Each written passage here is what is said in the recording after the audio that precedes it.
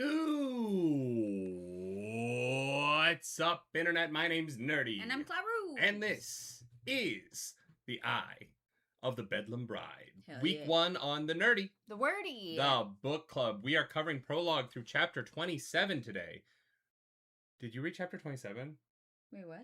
I didn't either. I realized that last night, and I was supposed to tell you. We're gonna go through chapter 26 today. We're gonna do chapter 27 next time. Wow. I was so tired when I made the thumbnail and realized that we'd missed a chapter, and I forgot to tell you until this moment. Great. That's cool. so funny. That's we're only going till hilarious. 26. Okay, that's so funny because I was like, what a perfect place to leave off.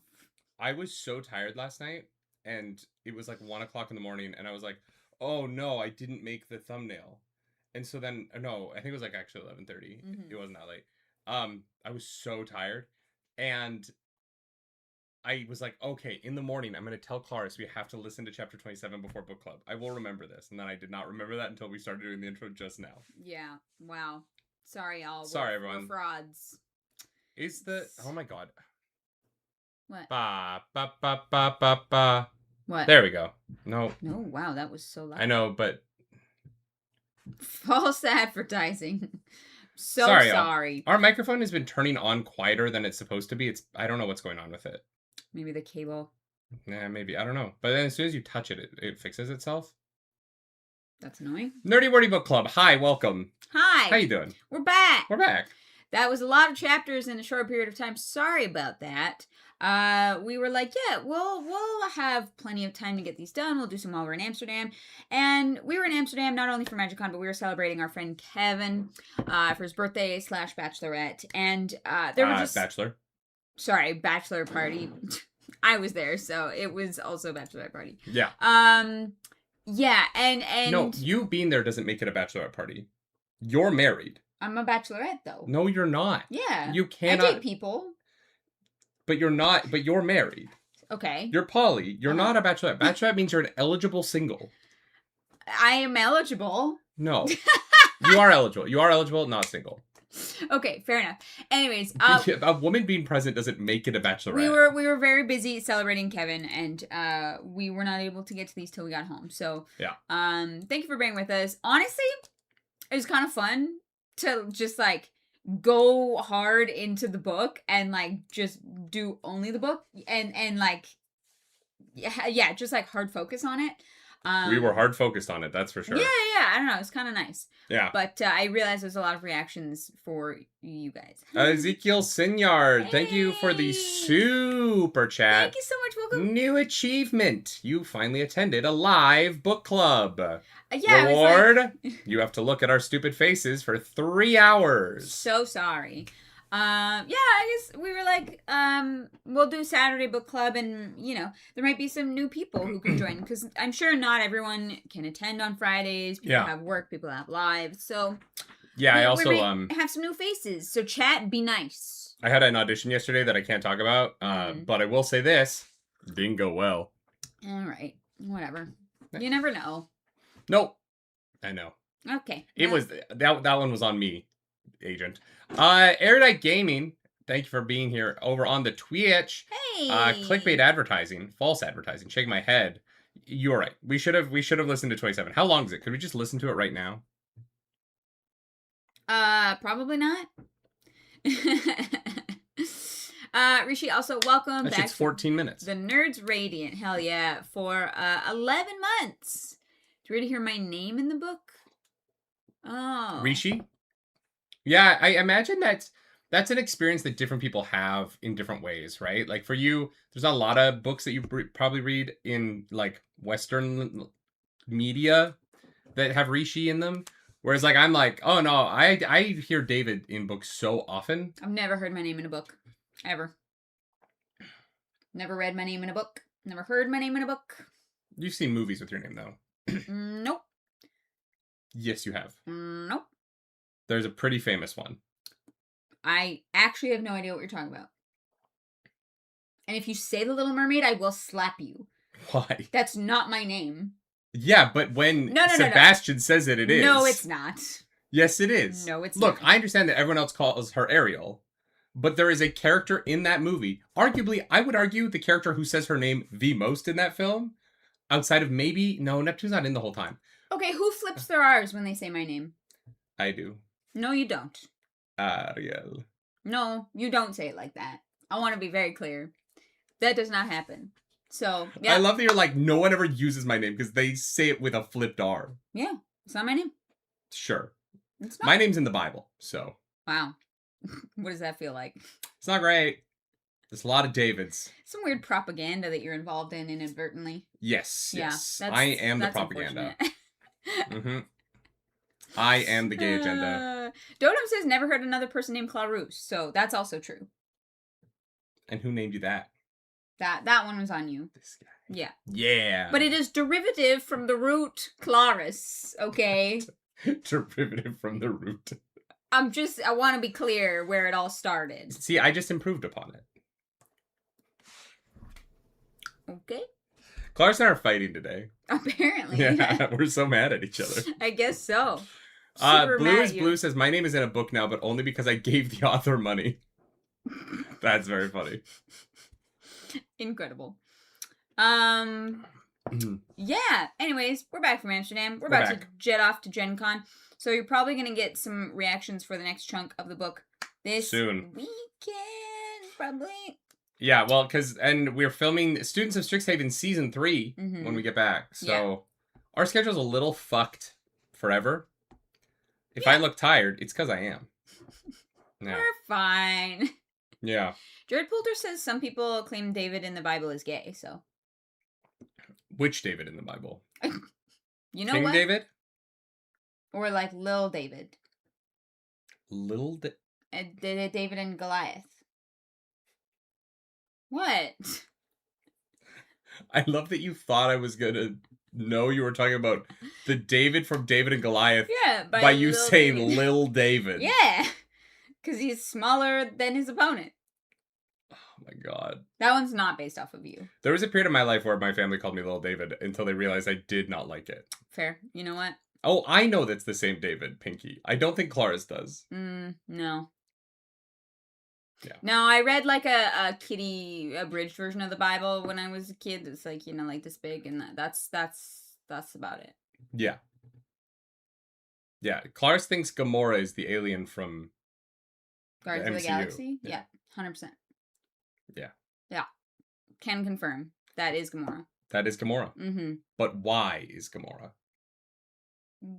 When is Gamora? I don't know. Oh my god, welcome to the Eye of the Bedlam Bride. We're is there book also 6. a David that got put in the lion's den? I think I learned that from VeggieTales. What? Is that also King David? Did David go through a lot of shit? David went through a lot of shit. So it is the same David. He's the king of the Jews. He went through a lot. He fought a giant and got locked up with lions. Just a few miles from Sodom. You know it, DK Moon. Great. Love that. For us. That is Daniel. Never mind. You know what? Same thing. We are crushing it today. I'm just letting you dig a graveyard. I'm not even saying anything to help. I'm just letting you kind of go. I have never claimed to be an expert on the Bible. No, and nor should you. This is dead. I'm not worried. Anyone I know who is an expert on the Bible, I don't let around children, so. Unless they're like an expert and they studied it in like school to like dismantle it, Yeah, still a little hesitant. Didn't you take religious studies? I took like mandatory religious studies in high school. But it wasn't specifically Bible study. Oh, okay. I studied like all religions. Sure. Yeah. I've read the Bible once, cover to cover, as an adult. Yeah, I knew that. Yeah, it's fine. It's a fine book. It's fun. Some parts of it are awesome. Jesus rocks, but Jesus is pretty cool. Jesus makes an appearance actually in our book. Boy, does he! That we're about to talk about. Does he? Bible Club after DCC. Do you think that we could get people to commission chapter reactions to the Bible? Oh no, that sounds awful. James Ross, so we have not been to our P.O. box to pick up the package. No, it is in a P.O. box. So. Yeah, so that will be next book club. Sorry about that. But thank you for sending us something. Unfortunately, the P.O. box, since we moved, is a lot further from our house than it used to be. We're looking for a new P.O. box. to make it a little bit easier. Yeah, we're gonna have to figure that out. Yeah. The world building isn't great, is it? In the From Bible? The problem with the world building in the Bible is that it assumes that you know the world as you live in it. And obviously, right? Because like we're all humans on Earth. There's a lot of books that assume that you know Earth, right? Right. The problem with the Bible is that it is so outside of its context at this point that the people who are reading it and making assumptions about what it says are doing that with this modern lens that is mostly propaganda and not from the lens that people who were reading it when it was written understood the world through. And so the lack of world building is actually a problem in the Bible because the vagaries of the Bible give modern readers and pastors and certain political parties the ability to take passages that had context that no longer do and give them new context to make points the Bible was never trying to make. Yeah. And because of that, you end up in this situation where you can take any passage in the Bible and make it mean basically anything, right? The Christian faith is built upon what do you believe the Bible meant? Not what does it mean to be Christian anymore? Because the goodness of Christianity is gone, right? Like the goodness of Christianity has been utterly flattened by money in the church.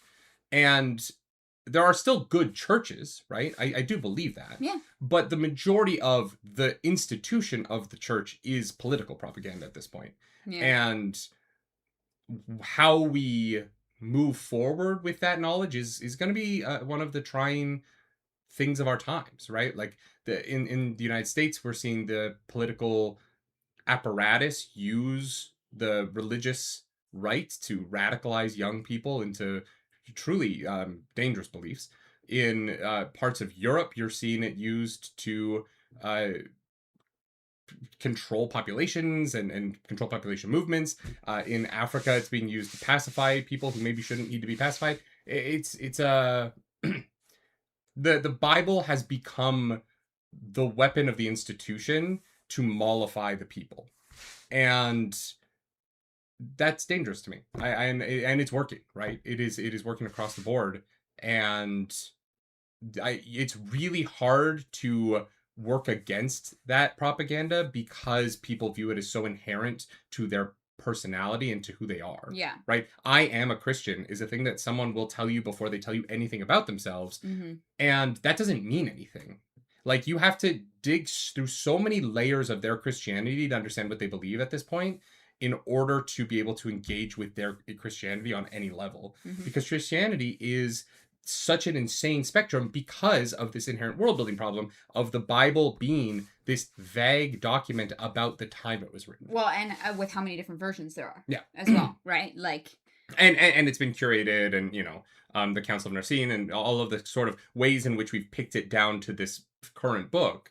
All of those problems exist. They, you know, and over 1,000 years, you could do the same thing with Stormlight, right? You could take the Stormlight archive and you could pick it apart and you could cut chapters and you could take all of it and you could 1,000 years from now turn it into a very different text with very little understanding for the time it was written in and end up in the same problem. Yeah. Yeah, if you take it too seriously. Erudite Gaming says Bible has major dictionary says horse. Everyone knows what a horse is. Issues. Yes, absolutely. Yeah. Yeah. Never heard that before.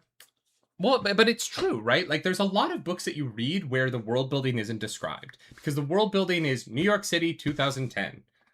And if you don't know what New York City was like in 2010, your brain kind of fills in the gaps. Yeah. Right? And you can't have something like that with Stormlight. So maybe Stormlight's actually a bad example because Stormlight does have to world build so much for you to understand the specifics of this thing that doesn't exist. Sure. But the Bible sits in this weird place between reality and fiction. And because of that, it is an incredibly abusable document. Right, yeah. And that's not unique to the Bible, right? The Quran has the same issues. There are passages in the Quran about prophets marrying 9-year-olds, right? And the way in which certain actors within the modern Muslim movement are using that to justify marrying teenagers, because they're like, well, would a prophet be wrong? Like, can a prophet be morally wrong? Right. And if they can't be morally wrong, then their actions can't be morally wrong. Therefore, this action has to be correct. Yep. And that removes so much context from the world, right? Yeah. The times that they were living in, the age that they were living to. You know, there weren't 80-year-old people. If there were very few of them, right? Yeah. And there's just an inherent there's an inherent bias in all religion that religious people pretend doesn't exist, which drives me crazy. Yeah, right. As if being a Christian is one thing, and it just isn't. It just like foundationally is not one thing. Mm-hmm. It can never be one thing. There's so many different brands of it. And so for it to be an identity is so deeply flawed, because there's just no way that your one is right 100%. Yeah. Right? There's no way that your pastor is the only pastor with a connection to God, and that your pastor is the one that's fucking nailed it, when there's so many brands of it. Yeah. And the crazy part is they go in coalition with one another, even though they don't believe the same fucking things. Yeah. I don't get it. It's crazy. But the Bible's great in a lot of ways. It's very well written. There's very entertaining parts, right? Huh. The Sermon on the Mount is a beautiful document. And I genuinely, like, I think that the Sermon on the Mount has done more good than bad in the history of mankind. I think the rest of the book is less successful at that, and I think that the Bible, if I were to rank it, I would say the Bible has done more harm than good in the history of humanity, globally certainly. But the Sermon on the Mount is pretty banging. Jesus is a great character. Great. There's just no Jesus anymore. No, he's a card. I think that Uzi Jesus in Dungeon Crawler Carl is as close to Jesus as any modern biblical interpretation by an American. Yeah, probably. I think there is as much of Jesus in Uzi Jesus as there is in the Jesus that any Republican senator believes in. I think any Republican senator's idea of Jesus is as blasphemous as Uzi Jesus is. Probably. And so, like, you know, Carl says, like, this is deeply offensive. And to me, like, I think that was I don't remember. I don't think it is. I think that Uzi Jesus in the Dinniman book is what Americans believe Jesus to be nowadays. I do. I fundamentally believe it. Anytime I talk with any American Christian and they talk about Jesus, they are blaspheming upon their own Lord. Because they are putting things in his mouth that he would have never fucking said. Like, just never fucking said. Yeah. They worship at the altar of wealth. They grovel for it. And what's crazy about the American system, sorry to get so political here, but what's crazy about the American system is that Americans grovel at the feet of other people's wealth. Yeah. Like, American men are so willing to die on the hill that rich people should be rich and untaxed because they think that they're going to be rich one day when they're fucking not. Yeah. And they put wealth above the Lord, and then they call wealth Jesus, Mm-hmm. and then they are confused why things aren't getting better. Yep. Or they use religion as a shield to do horrible things and then say, but I found Jesus now. All the horrible things that I did before don't matter because I pretending to have read a book. Yeah. Anyway, so The Eye of the Bedlam Bride is a non-political book where nothing political happens. Yeah, very not political. Thank goodness. Otherwise, we would have so much to talk about. Americans aren't poor. They're temporarily destitute millionaires. That's very funny. Yeah. That's how they view themselves. That's bonkers. Yeah. They don't want to tax the rich because they think that they'll be rich, and when they're rich, they don't want to be taxed. Wow. That's just a fact. You know what? I think we need more therapists. No, I don't think that that's the problem. We need. I can't say what we need. Okay. Prologue. Carl can say what we need. Carl can say what we need. Let's start from the very beginning. A very good place to start. Mordecai's crawl. Did you see that fucking coming? Sure didn't. We see the end of Mordecai's crawl and what led to the conflict between him, Odette, and Chaco. Yep. Why he hates Odette. It turns Chaco. out this all happens from the perspective of Odette, which is such an absolutely... There was such an... What? Erna Gabe says, I saw the radicalization alight in Nerdy's eyes before he remembers the TOS. Wait, can't say that. There's some things I can't say. We are crossing the American border on Wednesday, so there's some clips I don't want to exist online. Yeah. So Mordecai, we see Mordecai's crawl from the perspective of Odette, which was so fascinating to me at first. Because I was like, why is this not Mordecai's point of view? Yeah, but it's because we get more of the rationale behind why things happened the way that they happened. Yeah. It was an incredibly complex scenario in which, you know, Odette definitely withheld truths, and Odette is quite good at manipulating people in a way that we already kind of knew. However, that being said, it does feel like I think she's part of the revolution. You know, that is not the vibe I got at all. Really, really. Okay, I feel like she is tapped into this undercurrent that Carl is a part of, that Rosetta is a part of. Oh, why? That's fascinating. I'm so curious why you think that. Just because of her thought process in this situation, and how she has given the information to Carl, because she hasn't told him everything yet, right? And she's said, like, you talk to Mordecai about it, right? There are, like, things in this that, like, you need to understand. Where Odette could very well be like, this is what happened, and, you know, I did the best that I could in this scenario. But she has encouraged Carl to speak with Mordecai first and get his side of the story and understand what happened before she tries to explain why it happened. Does that make sense? Yeah, I understand what you're saying. I don't see how that the line heads towards Odette is in the revolutionary track. When it seems like from this and from everything else we know about her, Odette is for Odette. Like, Odette is very specifically not a community builder. And I think that what this flashback shows is that she is the opposite of Carl.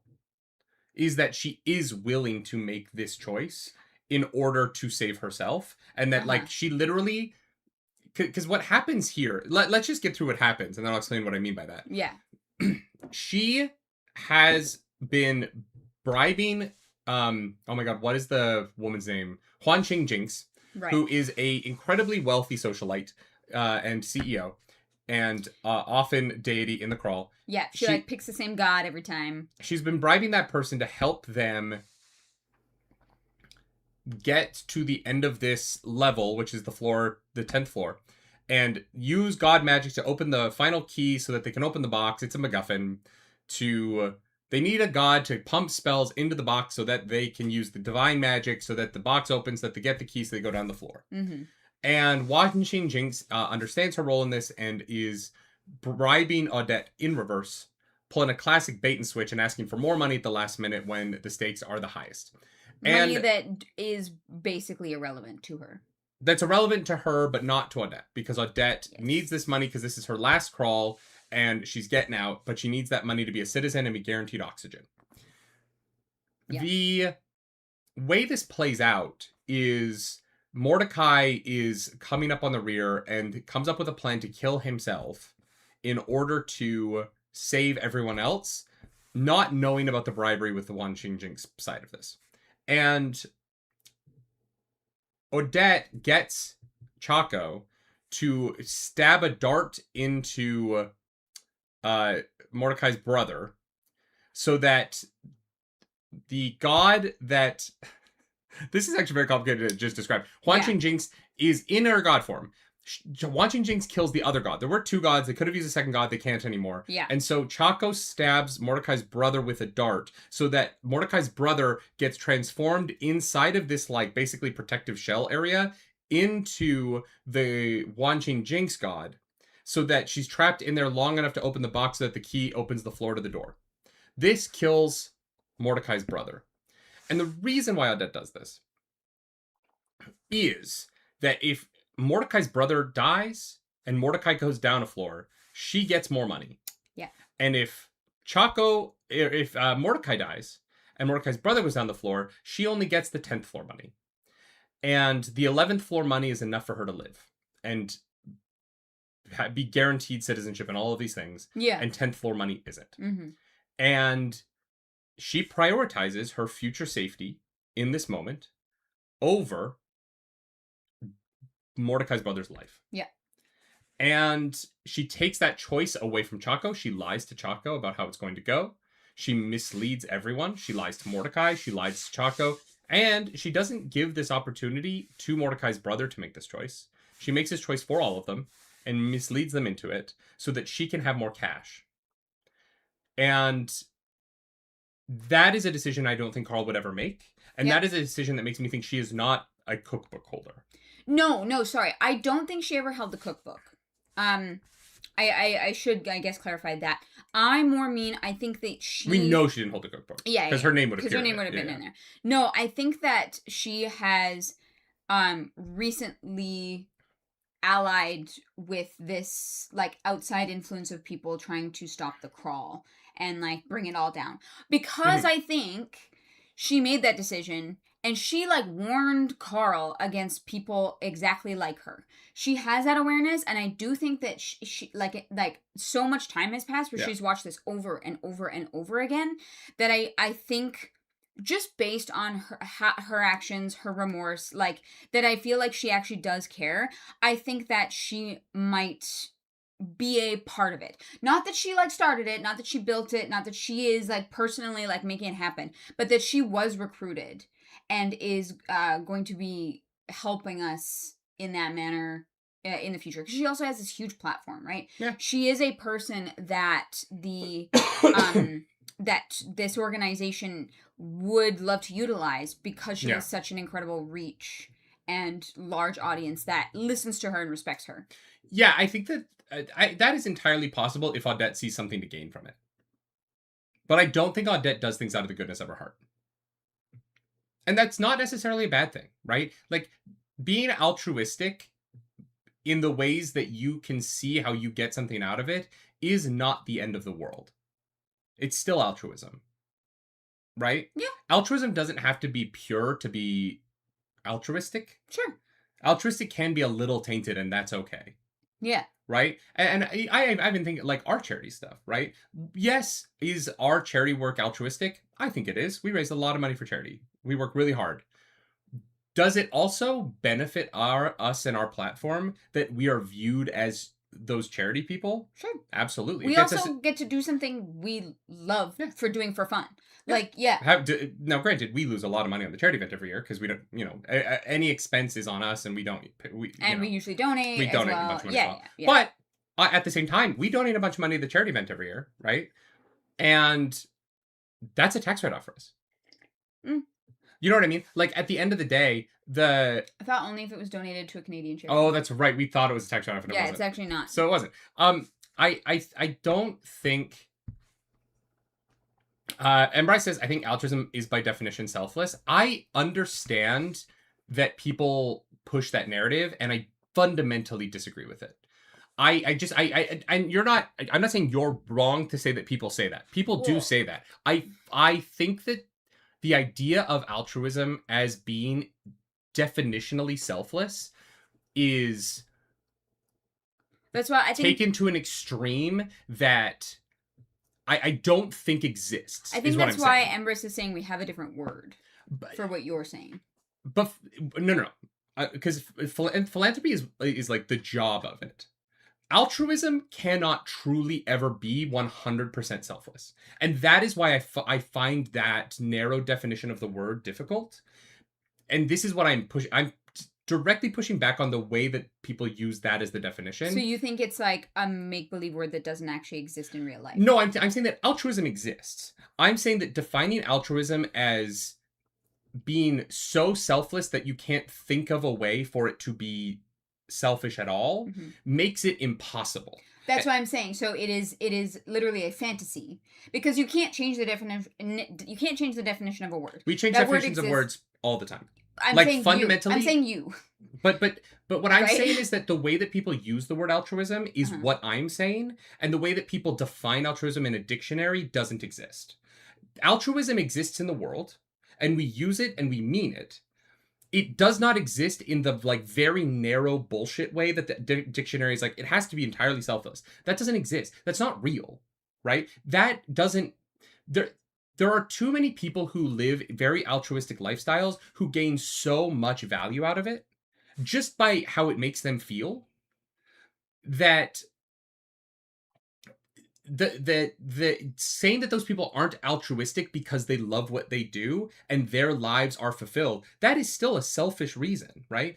There has to be room in altruism for varying levels of people getting something out of it. There just has to be, or else it functionally is not a real thing. And altruism is just fictional and it can't exist, right? There is no such thing as truly selfless altruism. It is such a... Unless you make a choice that like harms you and benefits someone else. I mean, sure, yeah. If altruism only exists if there's a negative effect on you, then maybe you could make that argument that would be what is selfless about it. I still think that makes altruism a less valuable thing. I mean, sure. I don't know how you quantify the value of altruism.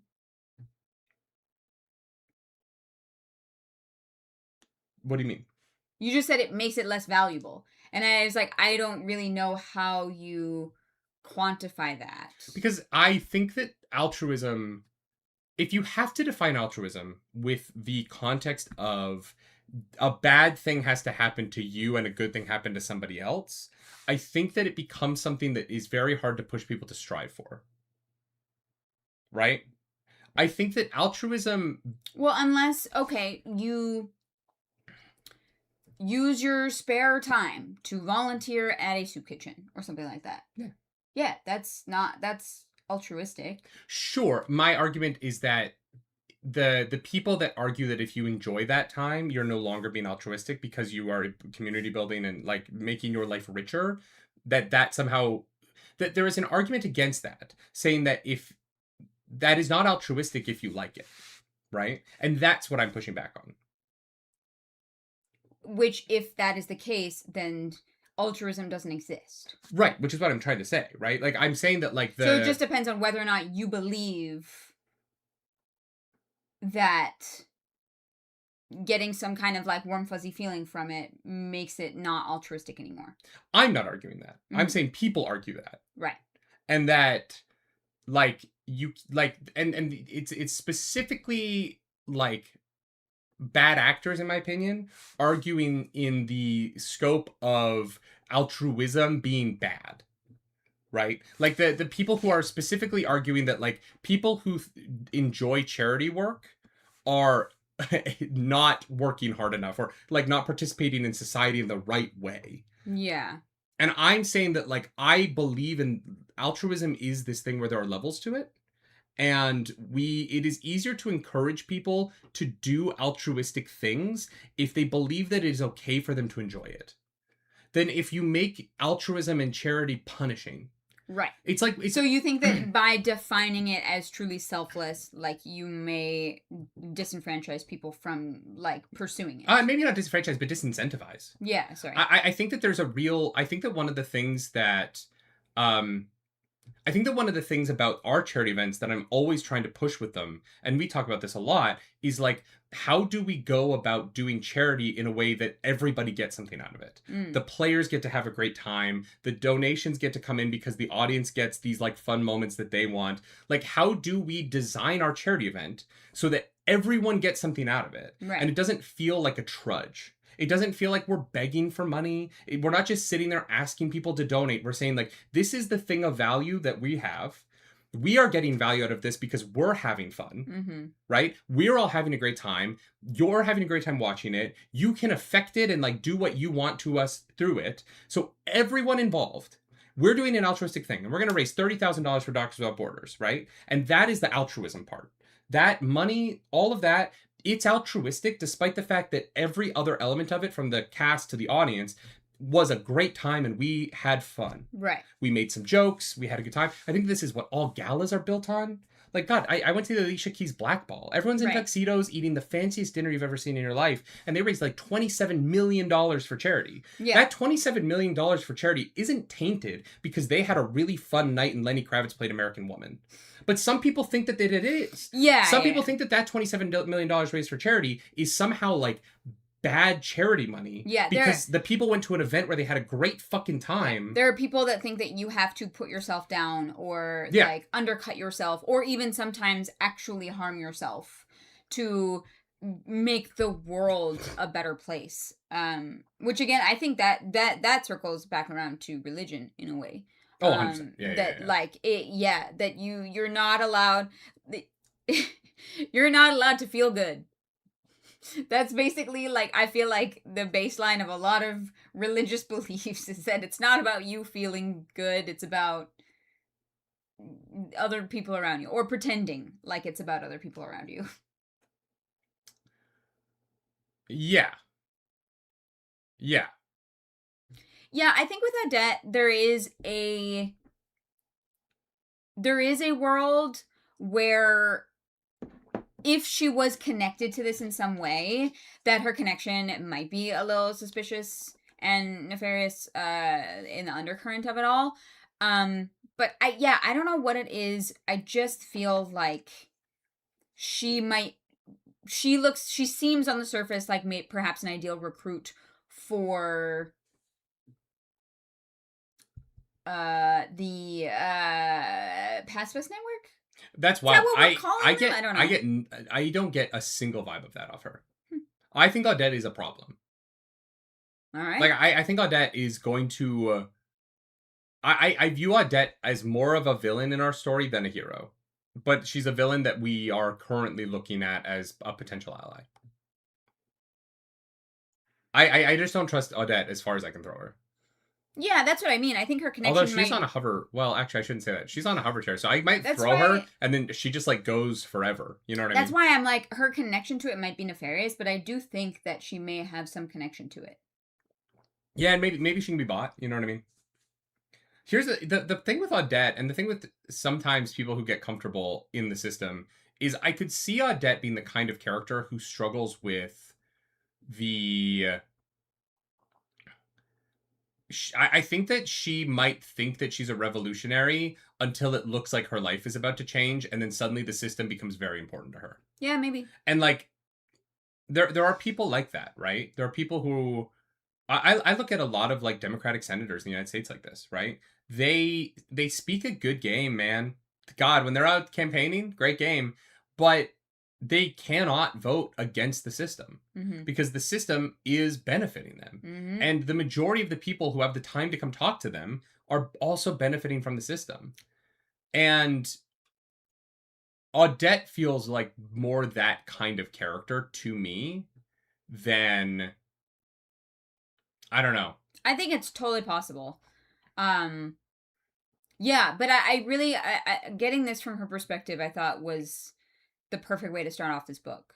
Yeah, Pinky Armando says, I'm worried that the Open Pacifist Network, or whatever the second edition guy company is, it's the Open Pacifist Network, isn't our friend either. Something they said has me nervous. I understand that.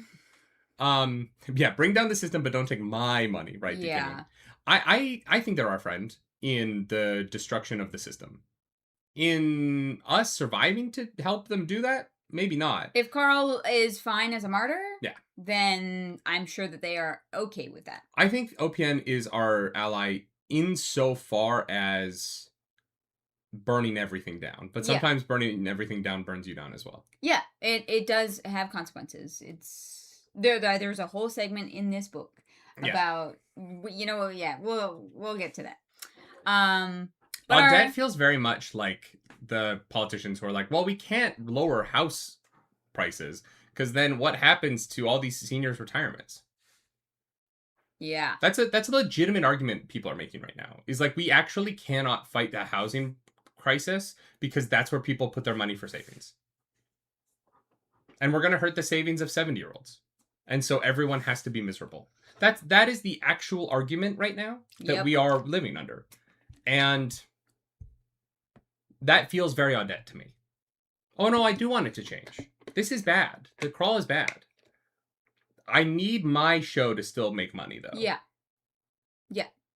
You can want, like, change to happen as long as it doesn't affect you. Yeah. Right? Yeah. Mordecai's pissed. Mordecai's gonna kill Odette. Yep. And he might do that on the 9th floor. That might have... All this talk about who Odette was working with or for might not matter, because she might die. Mordecai, might just like 7? Straight up murder her. And Bryce says, maybe Katya. I'll allow that Katya is our friend. It depends on how many Blitz sticks she's on that day. Well, I don't know that it changes your, like, personality like that. I think it's just she's addicted to the hallucinations. We'll see. Sure. She doesn't seem that different. I've had some friends, unfortunately, go down some dark roads with drugs. And... No, it can make them very different people day by day. Like, I just mean that, like, sometimes it can be your friend is suddenly a very different person. Yeah, I'm just saying we haven't seen that really from Katya. And even when we got Katya's perspective, I mean, she's in and out. Like, they're literally, like, checking in on Carl to make sure he's okay. Yeah. Yeah. That was a very interesting scene to me. Why? And that is a typical behavior of drug addiction. Is the like I think you have a problem. I'm good, but I think you have a problem is like a very common defense mechanism in drug addiction. Okay, I mean, they just invited him for, like, tea. It didn't feel like you will have a problem. They were just like, hey... They're worried about him. Yeah, they're like, hey, like, you're not, like, socializing. You're kind of only, like, business. Like, you know, let's get... Yeah, no, and I don't think that there's anything inherently wrong with it. I'm just saying that it is also a, like, documented, like, sign of drug addiction where you cross a certain line where you start to be like, oh, I need to prove to other people I'm okay, so I'm going to be worried about them instead. And it's I think that this isn't a criticism of the book. I think Matt Dinniman is writing Katya's, like, pathway through that in a very interesting and real way. I think that these are these, like, early steps that are going to lead to the tragic fall-offs later on. Because I don't think Katya's at rock bottom, right? No. Drugs aren't, you do drugs and then you hit rock bottom. Yeah. Right? It is a slope that you slowly slide down. And along that slope, there's a lot of lies and there's a lot of deflections. Mm-hmm. There's a lot of the attempt to seem normal. There's all of those things. So that when you hit rock bottom, for a lot of people in your life, it's shocking. Yeah. They're like, how did I miss the signs? How did I not know that this was a problem? Because there's this, like, outsized effort to appear fine. Because deep down, you know that, like, it's starting to go. And so you crawl out of it constantly, trying to pretend that you're treading water A-okay, and you're not. Here's the thing. Depending on how the Ring of Divine Suffering works, Carl might hit rock bottom first. Literally, the AI is like, whatever that ring is doing to you. And I was like, oh, shit. Like... And Bryce says, fine, I'll take it back. Donut is our only friend. No, I think Katya is our friend. I'm just worried about Katya. Yeah. I think Katya's our friend on most days. I think the days where Katya's our friend and days Katya is our friend we're worried about, I think we're currently mostly on the left, and I think it's going to be more on the right as it goes on. I think even Mordecai, it falls into that category of sometimes we're worried about him because he's got a lot of pent up stuff, and if Odette shows up, yeah, I'm worried about Mordecai. It's gonna go real bad. The problem is all of these people are so deeply fucked That's what the Batista's crawl a does. fucking lion man who's throwing Beanie Babies. You know what I mean? Like, he's not well in the head. Yeah. If Beanie Babies are your weapon of choice, you're probably not doing okay. Wow. Yeah. I mean, I wouldn't know. Pink Armada says, I don't think there's a person in the dungeon I'm not worried about. I'm not worried about Juicebox. I think Juicebox is doing exactly what she wants to be doing. Okay, but I don't know. Yeah, I guess why would we worry about someone who's trying to... She's living her best life. I guess they don't die, so yeah. Yeah. Once it gets to, like, actual murdering, who knows how that's gonna feel. But right now, she's just, like, temporarily murdering them. Nah, in her head, it's real. I'm not worried about Florin. You know what, Atticus? I actually kind of agree with you. I feel like he has a purpose now with Lucia, Yeah. but I am worried about them together. I don't know. Florin, kind of defining his time right now around trying to take care of this little girl makes me feel like he's honestly on steadier ground than most of our other characters. Maybe. Sometimes you just need purpose. Yeah. Florin's got purpose. Yeah. What's up, Blokey? Our day's great. We're doing book club on a Saturday. Hell yeah. Thank you for being over on Twitch. We should probably talk about the book. Yeah, we get to Havana. Havana. Hey, the prologue had a lot of implications, all right? But we get to Havana, which is absolutely definitely where we were intending to end up. Y'all ready to talk about YUGIOH? Oh, I thought you were going to say propaganda against Cuba. Oh my god. Yeah, are you guys ready to fucking dive into... Wow, that was... I will say, this book is less subtle than previous books. Oh, yeah. This book is definitely, like, Matt Dinniman lets characters monologue about things just so he can make his point come across. Yep. There were several sections where I was like, this is pretty on the fucking nose. Yeah, but in a way that I feel like is intentional, both on Matt Dinniman's part, but also intentional on, like, because it's usually Donut. Donut knows that she has an audience. She has a princess posse. She has, like, her, like, there is so much, I think, that Donut says out loud that is flippant in a way that she knows is not. Donut, I sometimes agree with you. Donut is also very racist.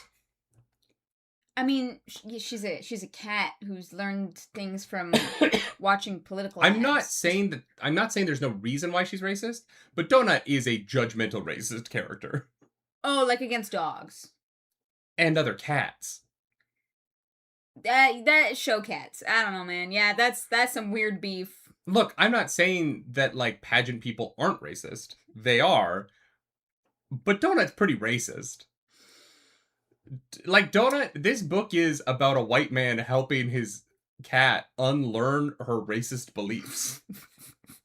Do you think we'll ever get there with the Cocker Spaniels? No. All right. I hope so, because I don't think we should... That's a great point. She is actively trying to incite a genocide against a specific breed of dog. Okay, but I feel like this is code for something else. Because Donut... Code for what? Because Donut said Viva la Revolution, I think that she has some weird... Like, Cocker Spaniel is actually code for something else. Just because you're revolutionary doesn't mean that you're a racist. Doesn't mean you're not a racist? Doesn't mean you're not a racist. Fair. It also doesn't mean you are a racist. That's fair. So we are in Havana, Cuba. Imani, Ellie, they're in the United States. And Katya's team went to Iceland. We find out that we're basically all the creatures, wherever you are based on the myths of that area. And we have a book for the Bahamas, and we should be in the Bahamas. Should be in the Bahamas. Whoopsie doodle. We're close enough that the book is helpful from the 8th floor, or the 7th floor, but it's not exact. Yeah. Unfortunately. Yeah. Donut takes the Master Telephone Psychic class. Yeah. Which is fun. Kind of. It hasn't really been that relevant yet. She kept the poison spitter for the 1 floor. Oh yeah, she did keep that one skill. Yeah, so that's kind of nice. Yeah. Yeah. Yeah. And we find out that this floor is the worst nightmare possible, which is that it is... If you're in Japan. Well, okay, yeah. And I was going to go down the road of talking about how they are living in a recording of Earth from like December 10th to 20th or something like that. Yeah, like a month before the year collapse. before the collapse, yeah. Oh, no, I thought it was the month. Well, the collapse was January. So, yes, the month before, they're both, because that's how, you know how, like, so basically every year on December 31st, and it becomes January 1st, and it's the next month and the next year at the same time. Yeah, I got that. Yeah. That's how we got Y2K, and, like, it doesn't matter. Yeah, gotcha. Cool. Hi, Shin, what's up? And so, we are playing a weird mix of Pokemon and Yu-Gi-Oh! And Magic. It's not Magic. We love Magic. This is very specifically Yu-Gi-Oh! Yeah. It is a Yu-Gi-Oh! Card system with Pokemon catching rules. Yeah, you have 6 Pokeballs, which are cards. Yes. That you use to release your... Well, no, so they are flags that become cards. Yes, but the Pokeballs are flags. Oh, sure. And then they become cards, which you can then rip to get rid of the thing. Like to just kill it? Yeah, if you rip up the card, it dies. Yeah. Yeah, which is maybe important. I think so. So we have 20 flags to catch 6 Pokemon so that we can turn them into Yu-Gi-Oh! Cards so that we can play Duel Masters. Does this make sense, chat? I've never played Yu-Gi-Oh! So listening to the rules of the game was a little bit much for me, but I think I have a better idea of them now. Yeah, the reason why I say it's Yu-Gi-Oh! Is Yu-Gi-Oh's, if you watch the Yu-Gi-Oh! TV show, the idea that you walk up on someone and duel them, and then your duel disc forms, and then your cards appear, and then you play your cards on a thing, and then they appear in front of you and fight. Yeah. Like, this is just duel discs. And I want you to know, chat, something about me is that I fucking loved the plastic duel discs that they released. My friend Brendan Heel and I, when we were kids, our families would vacation together, and we would go into the forest. We would like drive up and like to like an RV park, rent out an RV for a few days. Mm-hmm. And then my parents would not see me and Brendan during the day because we would find glades, fields, fens, ferns. We would stand in wide open spaces outside, 30 feet apart, and yell our Yu-Gi-Oh! Cards at each other as we play them on our duel discs. It was the best of times. It was the worst of times. And so that's why this reminds me more of Yu-Gi-Oh! Sure. Also the like trap card system, the like Yeah. I don't know if Yu-Gi-Oh! Has the like special one-time use cards, but that's a thing for like the super rare ones that you can only use once. Yeah, there's cards you can only have. Yeah. The extremely long AI descriptions for the monsters is very Yu-Gi-Oh! Yes, it is. Oh, sure, yeah. My blue eyes white dragon. Yeah. Do you think if you were on the Japan team, do you think Yu-Gi-Oh! Monsters would show up? And you could trap the Blue Eyes White Dragon? No, because it's about the mythology, not modern day. The problem is, we would have ended up in Japan. We would have gotten to that thing and I would have been like, I mean, if we have to go somewhere, let's go to Japan. No, honestly, okay, if we were in that room, I would honestly pick somewhere that I was just more familiar with. Oh, because they didn't know it was going to be December. They had no idea when it was going to be and what the whole concept of this thing was going to be. I'm like, hey, any squeak of advantage, I would take it. I think we would go somewhere in North America, truly. Yeah, the problem is it's December in North America.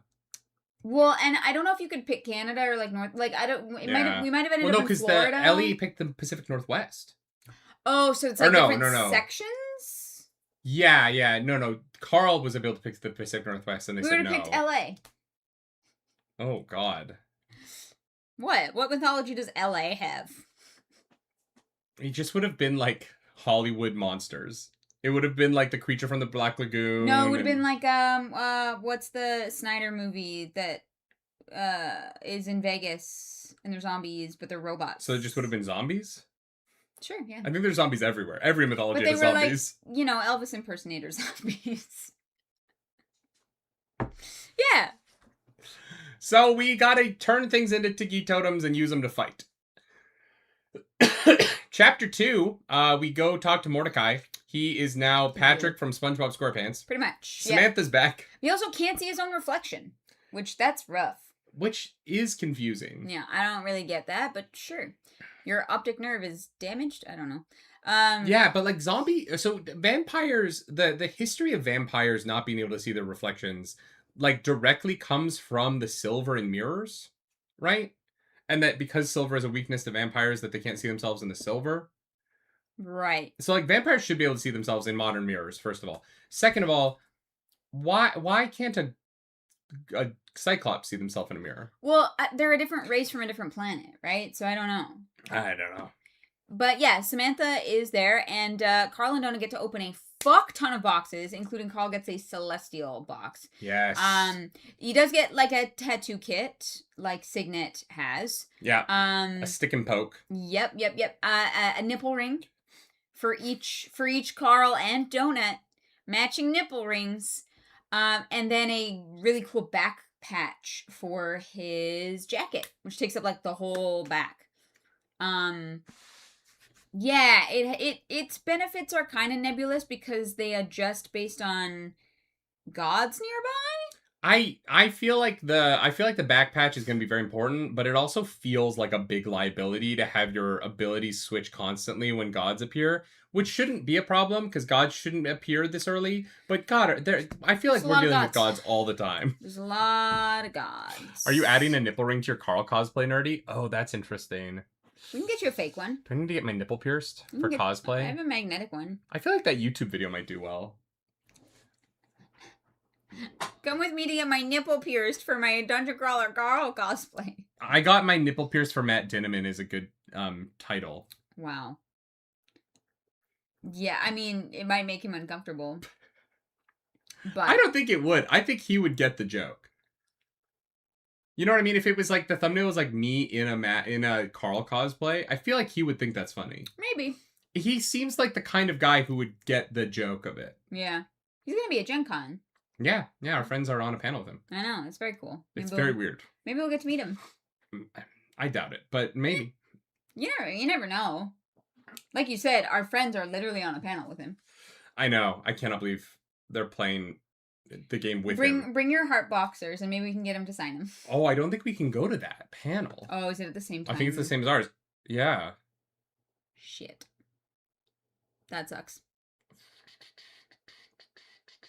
Anyways, doesn't matter. That's next weekend. Yeah, so we go out into the world, and it's filled with ghosts whose clothes fly off of them if you touch them. Yeah. So pretty soon we're just gonna have a bunch of naked ghosts. Yeah, and at first you think about the clothing and like stuff like that, but then when the cars start to crash into each other and create pileups, it becomes a nightmare so quickly, which is so fascinating because the third floor, Quancy H had to do a lot of work to make the trains stop functioning, and he had to very intentionally be a dick. This floor, it's just sort of accidental the way it falls apart. Yeah. And it's either intentional or it's that they got to this floor before it was ready. No, yeah, yes, but it's either of those things, but I do think it's intentional. Okay. I do think it was designed to fall apart. Yeah, okay. But also I'm not going to lie, the narrative value of it being the recorded Earth feels mostly spent already. Until we teleport to a different place. Kind of, but like the people that they see don't look like people. Like they can't tell them apart, right? They just kind of look like wispy, like almost people. So I don't like the idea of Carl was like, oh, they're gonna teleport us to watch B and what was his name? Brad. Fuck. But like it would just be sort of like two wispy, like almost bodies rolling around. Like I don't know that it would have the emotional impact because they're not corporeal.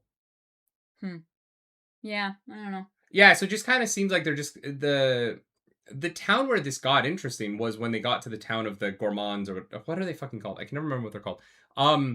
Because they were something that they could interact with.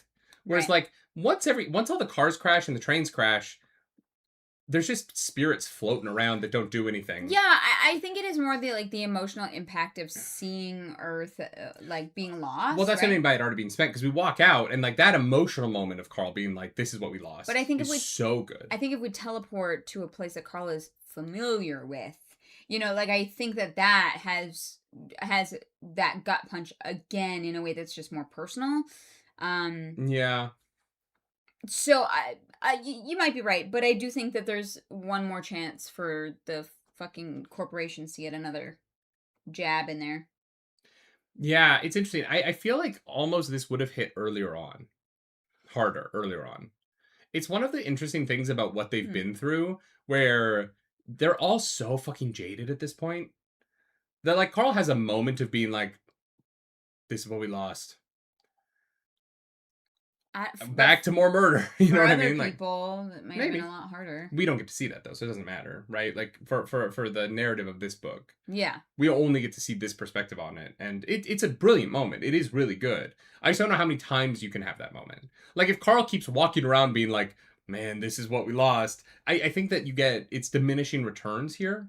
The first time was banging. Matt Dinniman crushed it. It was really good. Mm-hmm. I don't think that Carl like going to different countries and having that moment over and over again is narratively satisfying. And so it has to be something else. Like it just has to, you have to build on that moment as opposed to kind of, that wad is blown. What's the next wad? Yeah. It's a disgusting way to talk about it, but. I mean, it's reality TV, right? Yeah. So we head out, we fight the Experience, which is a crazy name for a monster. And we run into, we get our first tiki card. And we run into Pazlo, Anton, and Sister Inez Quiteria. Yeah, she is a cat girl. So we were listening to the audiobook, not reading. Yeah.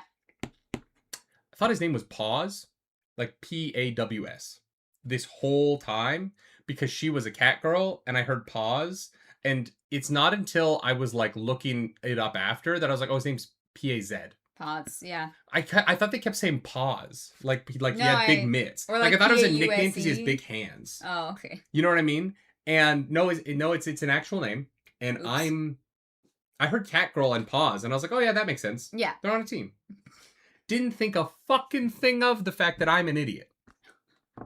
It is one of the weird experiences of listening to it only and then looking up how people's names are spelled. Yes. Like, oh my God. Or like different races or things that like I'm not aware of. This is one of the funniest scenes. Chapter 5 of this book is one of the best pieces of comedy Matt Dinniman has written. Because they come up and they're like very worried and on edge about Carl and Donut. They kind of like go into like a defensive formation because they heard Donut say that she was gonna murder any cat girls and feed them to which thing, the danger dingoes. Yeah, but she asserts that it wasn't the danger dingoes. Carl is like, you didn't say that, and she's like, I did not say danger dingoes. And Carl's like, oh, you did say this. Great. Yeah. So these characters had been on a show where they were shown an interview because Sister Inez is a cat girl. Very sexy.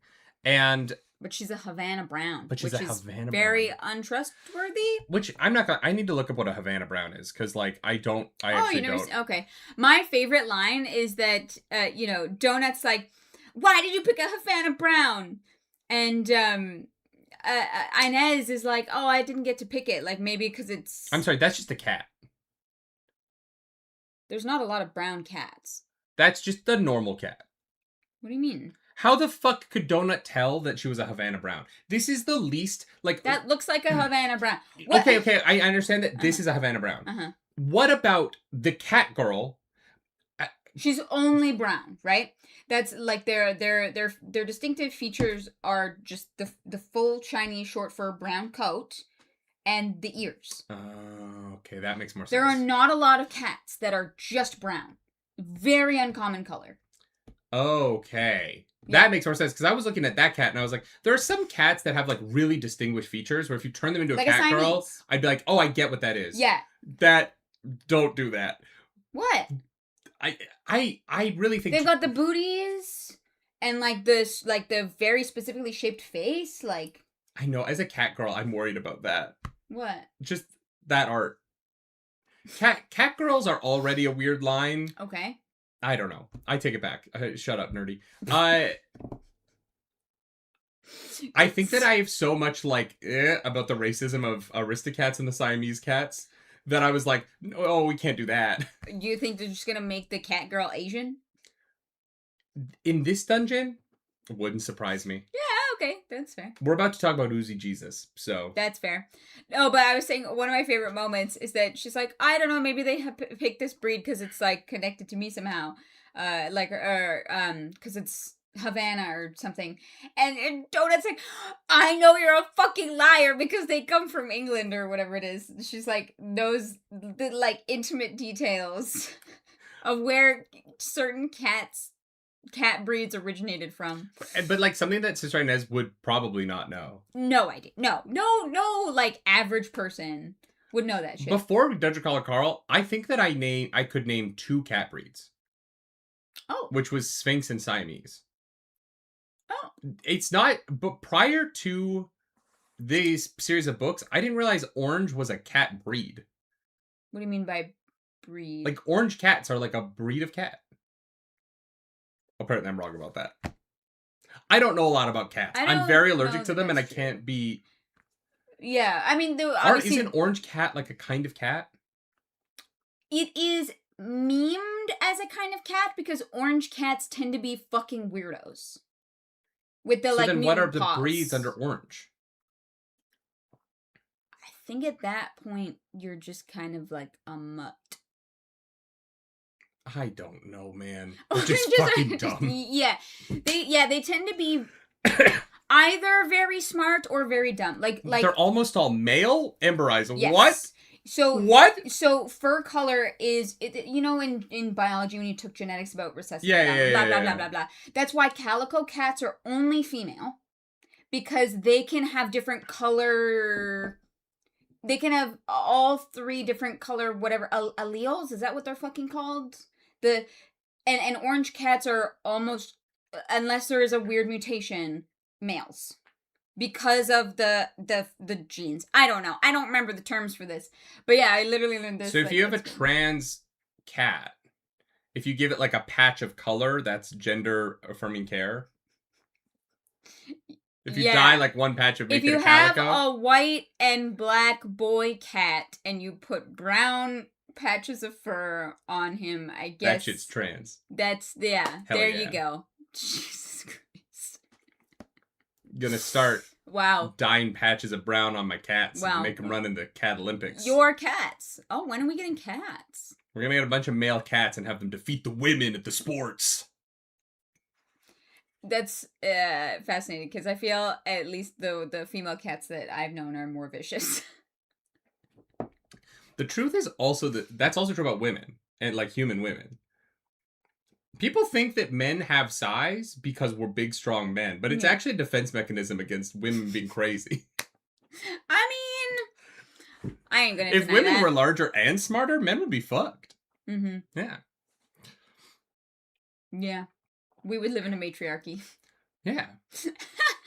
Men are larger and stronger so that women have tools to make shit happen for them. Did I show you that Matt Dinniman got a new Persian cat? Yeah, its name is very long. It's very long. Sure. Yeah, no, I'm not gonna be able to remember that. Yeah, but now you know that a Persian cat is a breed as well from these books. So that's good. Persian, because they purr and they're Asian. That's where it comes from, right? Mm-mm. They're purr. I love that you're like, Asian? Donut is racist. That's not racist. That's a good joke. That's a joke that no one's hurt by. There's because you're not talking down about anybody in that joke, right? There's no... You can be Look, I'm going to be real honest. This is going to be my most controversial point. This is going to get clipped. It isn't hard to be racist and funny and not hurt anybody. It is just about understanding directional humor. The problem with racist jokes is if you don't understand directional humor, you look like an asshole. Yeah, 100%. But like, I make racist jokes all the time. Mm-hmm. But only specifically where I'm the idiot. Right? So that the person and the demographic I'm making fun of has to be present, my friend. Sure. And the joke, the understanding of the joke has to be that I'm the dumb person. Yeah. And that's how you do it. It's not hard. It's really not that hard to do. Yeah. It inherently involves understanding directional humor.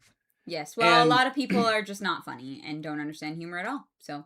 Yeah. No, 100%. That is the problem, right? A lot of people enjoy punch down humor because it makes them feel good about themselves. Yeah. It's not that it's funny. Whereas like my entire methodology of being funny is that I'm the joke. I'm the clown. Right? Yeah. Unlike all of you, I Nerdy Nightly am very good at being racist. It's just a fact. Wow. I'm great at it. There you go. Yeah, definitely clip that. But even this, right? This is funny because I'm the fool here, right? And this is an example of what I'm talking about. I'm playing the court jester in this conversation of being exaggeratory and hyperbolic, and we all understand that this is funny. Yeah. But no one's hurt. Like, no one is harmed by what I'm saying. Yeah. And so it's okay because you can't be mad at me for not harming anyone. Yeah, of course. So much of what modern comedy is just harm. It's just harming people. That's it. It's just harm. It's just like, oh, ha ha ha, look at how much harm we can cause. It drives me fucking crazy. Yeah. Anyway. Yeah, it's clip cringe, that. Post that, and everyone. not clever, and yeah.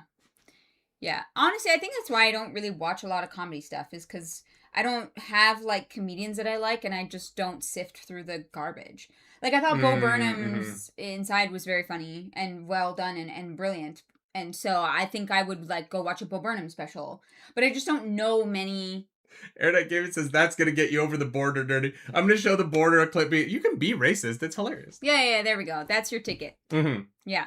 No, I think there's a lot of great comedians right now. There's just so, like, the Austin scene is tainting the entirety of stand-up comedy. Who's Austin? No, the Austin comedy scene. Like, the city of Austin, in Texas. Austin Yeah. are just racist. It's not that they're just racist. They're also transphobic and homophobic and Okay, yeah. yeah, they're bad comedians. They're able to get idiots to laugh at them, and everyone else goes, ugh. It's the whole Joe Rogan podcast sphere, right? It's the Joe Rogans, the Kill Tonys, and like the fucked up thing with Kill Tony, and it drives me so crazy, is that it's such a good show structure.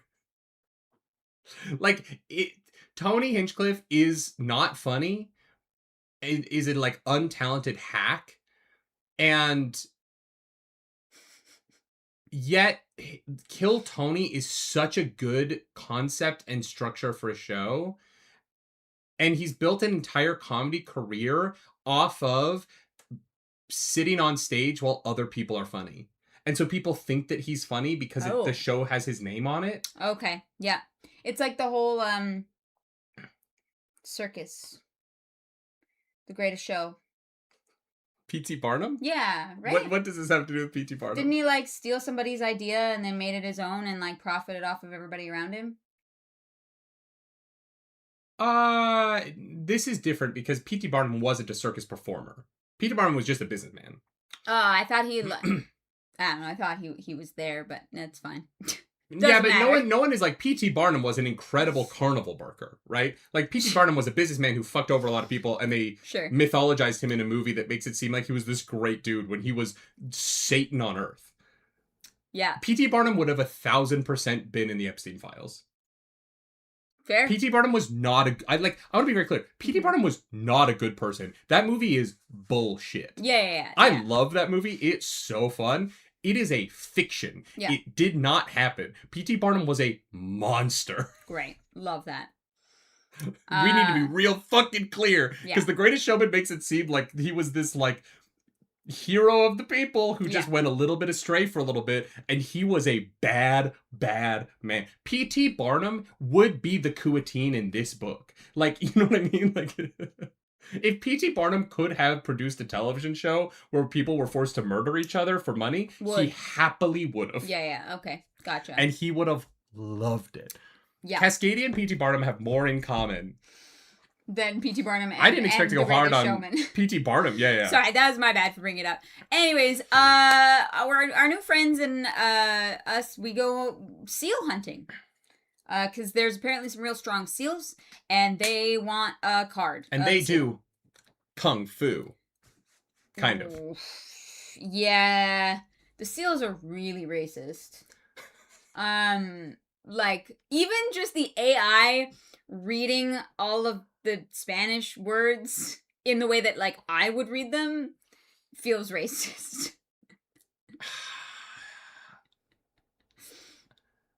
Yeah. But I'm not gonna try. And so therefore it's fine. You know what? I actually appreciate that the AI isn't trying to be good at Spanish. Even though it's an AI and it's absorbed all the people in all their languages and could absolutely easily, like, just say it in Spanish. Yeah. Well, I think Batista hears it in flawless Spanish. He's Spanish, right? Maybe he's not. But I think everyone is hearing it in their native language. And Carl's native language is white trash. And so he hears the Spanish in white trash Spanish. You know what? That's probably true. Los Diablos de la Sol. You know what I mean? Like, I think that's what it is. I think the AI is speaking to people in the languages they understand. And Carl understands white people trying to speak Spanish. Yeah. It also feels like, this is actually an interesting thing about the AI. It feels like the AI is trying to be funny to everyone individually. Like, it feels like the AI is trying to be funny to Carl specifically. Yeah. In a way that I find deeply fascinating. Yeah. Well, the AI has got the hots for Carl. Don't know what you're talking about. Ooh, boy! It's almost like the Dungeon Crawler world takes the world's cultures and bastardizes them in a racist schlock to prove the galaxy's superiority over them. It's so good. You are so right. Great. Batista's Asian. You're right. Batista's Asian. Yes. He would be hearing all of this in whichever brand of Asian he is. Wow. What? There's a lot of them. I don't know. Sure. I don't know where Batista's from. I don't know what languages he spoke before this. That is fair. Yeah. What's wild is that, like, Batista and Katya are speaking in different languages and hearing different languages, but yeah. Auto-translation is such an interesting thing. Yeah. Yeah. Because, like, does the AI make it look like their lips are moving with the right words? Or does Katya, when Katya and Batista are speaking, he's from the Philippines. Okay. Is he? Oh, okay. I genuinely wasn't sure that was mentioned, but... Honestly, it should just be JR. That's funny. Oh, yeah, they're all speaking Syndicate Standard now. You're right. That's what the goblin says on the first floor. Yeah, he probably speaks Tagalog. Yeah. It's believed to be Filipino. Okay. Yeah, okay. Yeah, no, you're right. The goblin on the floor is like, you're not even speaking your own language. You dumbass. You're speaking Syndicate Standard. So, yeah, everybody's just... Yeah. Has a, universal translator. Yeah. Thank you, Star Trek and Doctor Who. And yeah. Very useful tools. And students of Strixhaven. Yeah. Check out the new episode Monday at 4 p.m. Eastern on Roleplay Relay. Yeah. We get a new quest while we're seal hunting. The crabs and the seals are at war for reasons. And Carl catches Geraldo. So they now have a monk seal as one of their Tigi cards. Yeah. Yeah. There is a new program that wants to have Carl and Donut on it, called the Shadow Boxer. And this is like being pushed by his sponsor, Open Intellect Pacifist Network. Yeah, Zev says they're going on it. Yeah. And so, yeah, Cascadia goes into, get chapter 8, Cascadia explains the card system again. Right. Well, she didn't really explain it the first time. She explained how the world worked, and then this time she explains the card system. Yeah. Because she was like, you monkeys will figure it out, or whatever. Samantha rolled to the south side. We're on chapter 7, and we're an hour and a half in. We simply have to move through some stuff. Stop me if anything is interesting enough to talk about. Let's go. Yeah.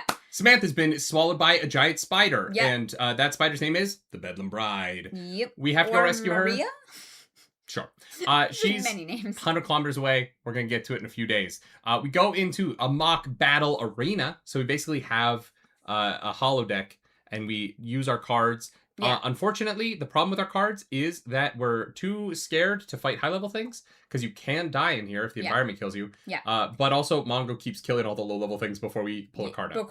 Before we can figure out how to use the cards. And also, if you use your, like, one-time use cards in here, they're gone forever. So you don't want to be put in a situation... You can only practice so many things. Yes, exactly. The group comes to a corrupted town... and this starts a quest in the cemetery. There's a bunch of undead. A whole bunch of undead that are aggravated by Paz's class. Yep. Yeah, they don't like him, so they're gonna... the Gomids, that's what it is, not the Gourmands. Yes, right. I keep calling them the thing from Expedition 33. Oh, I was like, I don't even know what that is. You will. I certainly will. You will. So they're in kind of the middle of fighting these things. They realize there's a little bit more danger than they anticipated because Carl like punches one of them and gets his arm frozen, and then the AI is like, your arm might die if it takes too much damage and just shatter. Super fun. I love your arm might die. Yeah, your arm just might die. Your arm might die. Yeah, your arm is a living thing. Sure. Anyways, the boss shows up. And the way that they described this motherfucker, I was convinced it was going to be Carl's dad. Because they were like, this guy enters and he looks at me and he's got a thing that completely hides his face and he walks directly at me. And I was like, Carl's dad? But they run into the safe room. Which is only funny because it's the end of the chapter. So we go into the next chapter reaction. Yeah. Which is chapter 11. And... So we didn't react to 10. So then at the top of the chapter 11 reaction, Carl goes, yeah, Carl's dad is here. And I was like... You're like, did I missed something, but also, like, we have to start reacting. So I'm just gonna catch up. And so in the reaction, I'm like, yeah, I don't want to call him daddy, though, or something. Yeah. And then the chapter happens, and it's not Carl's dad. And the entire chapter 11 reaction, I was sitting there in a cold sweat, just going, what the fuck was Clark talking about? Why... Mm-hmm. And it was just that you just assumed it was his dad. No, I thought it was very ominous. It was weird that his face was covered and he was walking towards Carl, and Carl's like, then I saw him. And I was like, I don't know. It seemed very suspicious. Okay. Yes. Okay. I was suspicious and I was wrong. Turns out it's just some boring fucking demigod of pestilence or smallpox or whatever who's gonna poison them all. And they have to go fix his shrine. Yeah. And hope he doesn't kill us. But we have to wait till night, because that's when his power is better. They're like, hey man, you need to help us out here. And he's like, okay, I got you. Wait till nighttime. We'll stop the guys from getting at you. I don't think we had to wait till night. I think the AI was like, Carl has a television program on his schedule. So I'm going to insert some dialogue to justify. Stage manager Zev was like, yo, AI, we can't do... Insert reason why they can't do this right now. So we go to the show and we get to see... Quasar. Yes. Our boy is there, as well as Harbinger. What a name. A Caprid from the Plenty, who's like 14 feet tall and just a slinky, dark little goat boy. And happens to be the Caprid who helped Maggie Mai try and kill them all. He's a little fucking cheater is what he is. Now, chat, I have a question. I request clarification, please, for those of you who remember, unless you can remember exactly. Probably don't, with where my brain's at right now. Which sponsors gave Carl and Donut what gifts? Because I was a little bit confused here. Because the Plenty sponsors them, right?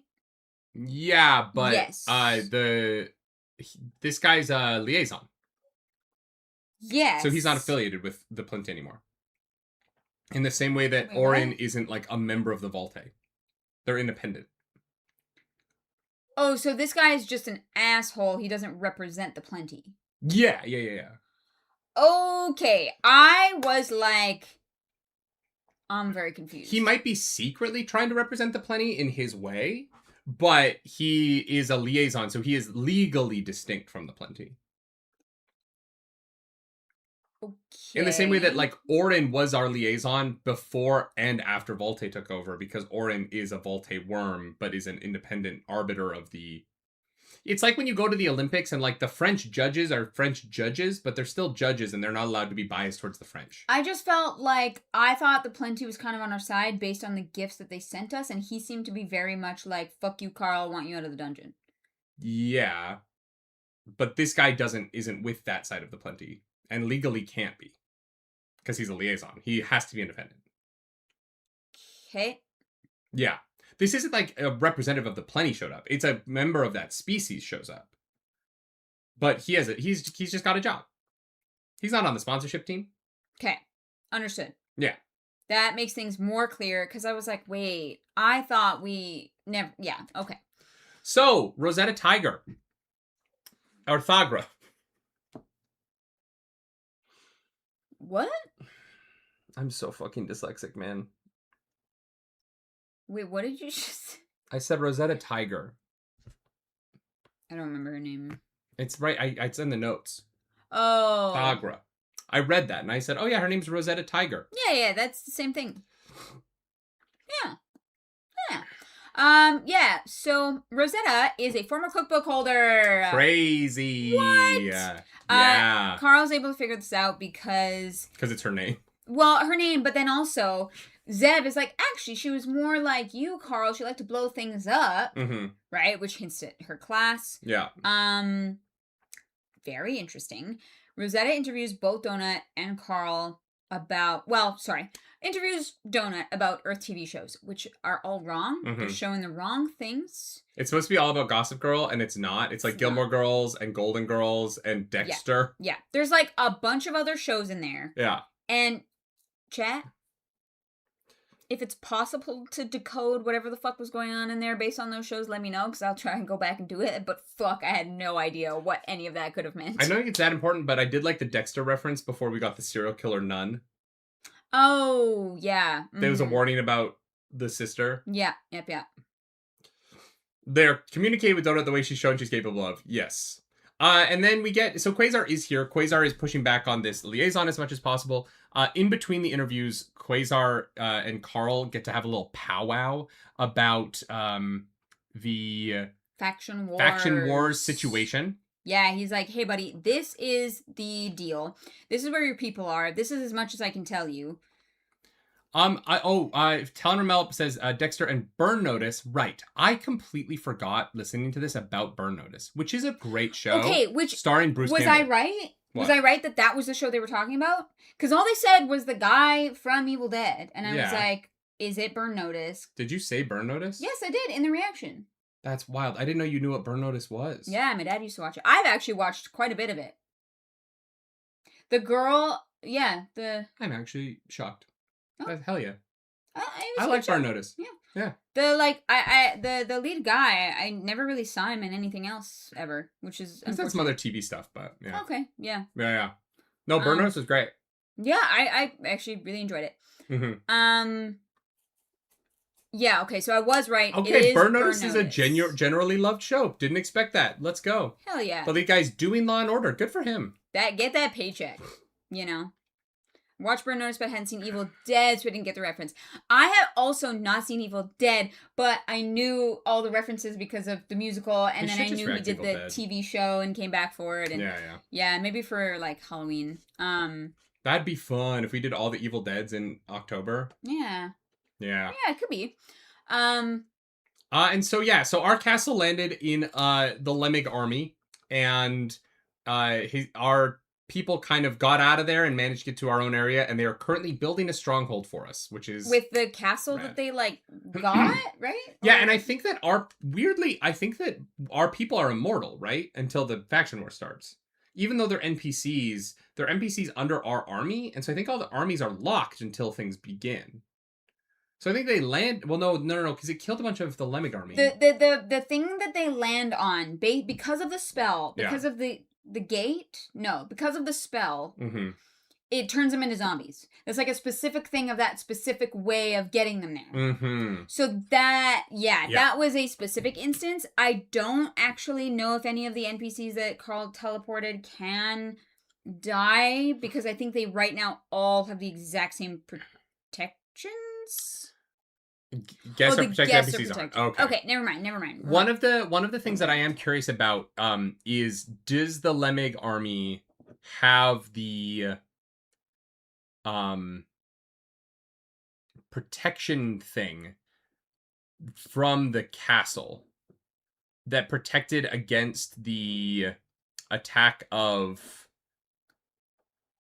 Do you guys know what I'm talking about? In the last book, there was an item that protected against the Serpent Sorcha. What was that fucking... What was the fucking thing that attacked them's name? The big attack. The nine levels of... The Scolopendra. Scolopendra. Yeah. Serpent Sorcha, Scolopendra. It's all the same shit. Attack, yeah. But there was an item in the castle that protected the elves against that. Is the Scolopendra defense mechanism still there? Because that would be very worth going and getting. Oh, especially if the Lemmings don't know it's there. Yeah, I totally forgot about that. Mm-hmm. That's... They don't have that anymore. Never mind. Take it back. Toss it away. Oh. Kobe. Yeah. Huh. Oh, was it the memory crystal thing? Oh, okay. Oh, there was that crystal that protected against Scolopendra's attack. Oh, right. Okay. I did not realize that those were the same item. Yeah. Yes. Okay. Yes. Gotcha. And so we finish the Fact Wars talk, and Rosetta starts to interview Carl. It's invasive and rough. We get into his whole ass. Yeah, past. They're like, so your mom killed herself, and Donut's like, what? Yeah, and then you went to a group home, and your life was pretty rough. Yeah. They thought that you killed your dad for a few days while you were getting interrogated by the police. And Carl's like, well, it wasn't that bad because other people have it worse, you know? Yeah. It's like... And Donut's like, you've never told anyone about this. And Carl's like, nah. Well, and the cops got him addicted to cigarettes. But, yeah. They gave him his first cigarettes. Yeah. That was their responsibility. It wasn't their responsibility. I mean, they take responsibility for him getting addicted. Oh. I thought you were saying that was their responsibility to give him cigarettes. I'm like, I don't know. No. Yeah. It was their responsibility to protect a child in their custody, and giving the child a cigarette is not doing that. Because if a parent did that, we would call Child Protective Services. Would we? I guess it depends on where you are. I mean, if I saw a friend of mine give a cigarette to, like, their 15-year-old child... I mean, our friends wouldn't do that. No, because we're friends with good people. But I'm saying if I saw that, I'd be like, I don't think Child Protective Services would take someone's kids away for giving them cigarettes. Genuinely. I'm not saying that they shouldn't take them away. I'm just saying that, like, I actually don't know that clears the bar. Yeah, probably not. Yeah. That's sad. Like, I'm very anti-cigarette. I'm not trying to defend cigarettes or giving kids cigarettes. I'm just saying I don't think that, like, that would be a high enough bar to take a child. That's all I'm saying. I'm saying that given what I think the bar is, I don't think that would be a high enough. Yeah. I'm just... I think it's abuse. Yeah, like, I think that, you know, like, the doctors that deliberately got, like, their patients addicted to, like, opioids and stuff, it's, like, the same thing if, like, a parent gives an addictive substance to the child that they're responsible for. Yeah, 100%. But most of those doctors didn't face any consequences. This is more my criticism of the system, not of those actions. Those actions would be abhorrent. Yeah. Right? Yeah. Martin Scorsese gave me cigarettes. He paid me to smoke them. I mean, you were an adult then. I was an adult. That was on you. Yep. I just that's a somewhat true story, but not a somewhat true story. It's true with added steps. They were like, "Hey, if Martin Scorsese didn't personally ask me to smoke cigarettes." No, they were like, "Yo, actors, if anyone wants an extra pay bump to smoke real cigarettes, you can get it." Yeah, I smoke packs of Marlboro Reds every day on the set of Wolf of Wall Street for $60 a day. Disgusting. I don't know how you could breathe. Honestly... You and your asthma, like... Getting to watch Martin Scorsese work was... You know what? Worth no air, you know? It was so... And Leonardo DiCaprio and Matthew McConaughey, and, like, I felt like I was on cloud 9. And the cloud was cigarette smoke, but... I was on cloud 9 the entire 2.5 weeks I worked on that movie. I don't know. It was like a religious pilgrimage for a religious person, right? Like being on the set of a Martin Scorsese movie and watching it and engaging in it and being a part of it. It was, I don't know, anything could have happened, and I would have just been happy to be there. Yeah. It was breathtaking. That's funny, Daylight. Well done. That's good wordplay. Wow. And the fact that I didn't become addicted, right? Because I couldn't afford cigarettes Yeah. for a couple weeks after because it took time to get paid, was a genuine benefit. Yeah. I no longer wanted a cigarette by the time I had enough money to buy them. So Yeah. lucked out on that one. Yeah. But yeah, we were smoking real Marlboro Reds too because of authenticity. Yeah. Yeah. Yeah. Still one of the coolest 2 weeks of my life. Anyway, where were we? We're in the middle of the interview. So, the photos start to end up being wrong. And potatoes get brought up a lot. And, like, potatoes can have many uses. Yeah, Rosetta's like, you used to make a soup for the kids. With potatoes. Here is a photo of you cooking. And Donut's like, what the fuck? Carl, are you sure about that? Carl can't boil water. Neither can I. I thought this was very funny because the liaison did not clue in to communicating with Donut. No. But somehow was able to suss out that Rosetta and Carl were talking in code from the cookbook. Yeah. So, question mark on that. I don't know. Carl's famous stew. It's Rock. His name is Rock. His famous stew. Thank you very much. Yeah. And so... Those books really went downhill when he left. Yeah, they did. The yam root thingy... Yeah. Has many uses. But specifically related to milk, which is the guy in the cookbook who wrote about transferring knowledge through stew. And so I'm thinking that like it's going to be something about passing around information using food. But like they're going to be able to unlock all the NPC's knowledge with it or something like that. See, I thought she was referencing that because it was like, hey, we both have the cookbook, right? Like it's like the connection was that it's called the cookbook and that he was making something. Yeah. Not that not that they would be like giving knowledge and memories through food. What? I don't understand what you mean at all. Those are separate things. I'm not talking about the cookbook. I'm talking about the milk reference. Yeah. And Milk was like talking, like Milk is one of the authors of the cookbook. Yeah, but the very specific part of the beginning of this chapter is Milk writing in the cookbook about how his species had a stew that they would make to give their young the path, their like migration path, right? So maybe that their young knew how to migrate. Maybe it's a way to communicate outside of the dungeon? Maybe. Yeah, I thought the connection was super clear too, Embrise, but apparently it wasn't, because Clarice is not there with us. I thought the milk thing was a direct reference to the stew being about some sort of passing of information. Not just that, well, Milk's in the book, and so we both have the book. I thought the we both have the book thing was clear immediately when she says comrade. Like, that was the line where she's like, okay, we are both cookbook holders. Yeah. My question is, like, how does Rosetta know? Like, do they all keep a copy of the cookbook that, like, updates outside of the dungeon? I don't think it's that, but I do think it's pretty obvious because of his class. I feel like anyone who's held the cookbook is probably like, there's a compensated anarchist, watches some of the footage and is like, yeah, he's got it. That guy, he's making enough mistakes where he's revealing knowledge that he can't possibly have, where all she has to do is watch his stream a little bit. He's the most famous stream in the galaxy. And if all she cares about is destroying the crawl, she's watching the crawl. And she's watching the #1 crawler. You know what I mean? Like, I don't think it's that hard to figure out what is going on with Carl. I don't think he's hiding it particularly well. Everyone just doesn't know it exists. If you know the book exists, you know what's going on with him. She probably watched him pick it and was like, hey, that's the cookbook. Yeah.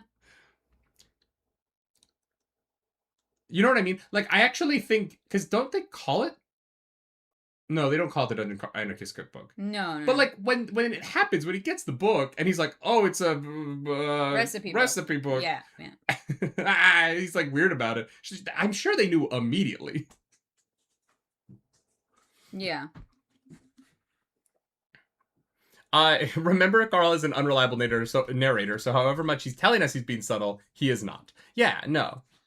And even as an unreliable narrator, he's acknowledged that he's fucked up. Yeah, there have definitely been a few slips where he's like, I shouldn't know this, but I do. Yeah, I think the only reason that the cookbook hasn't aroused suspicion is because I don't think people know about it.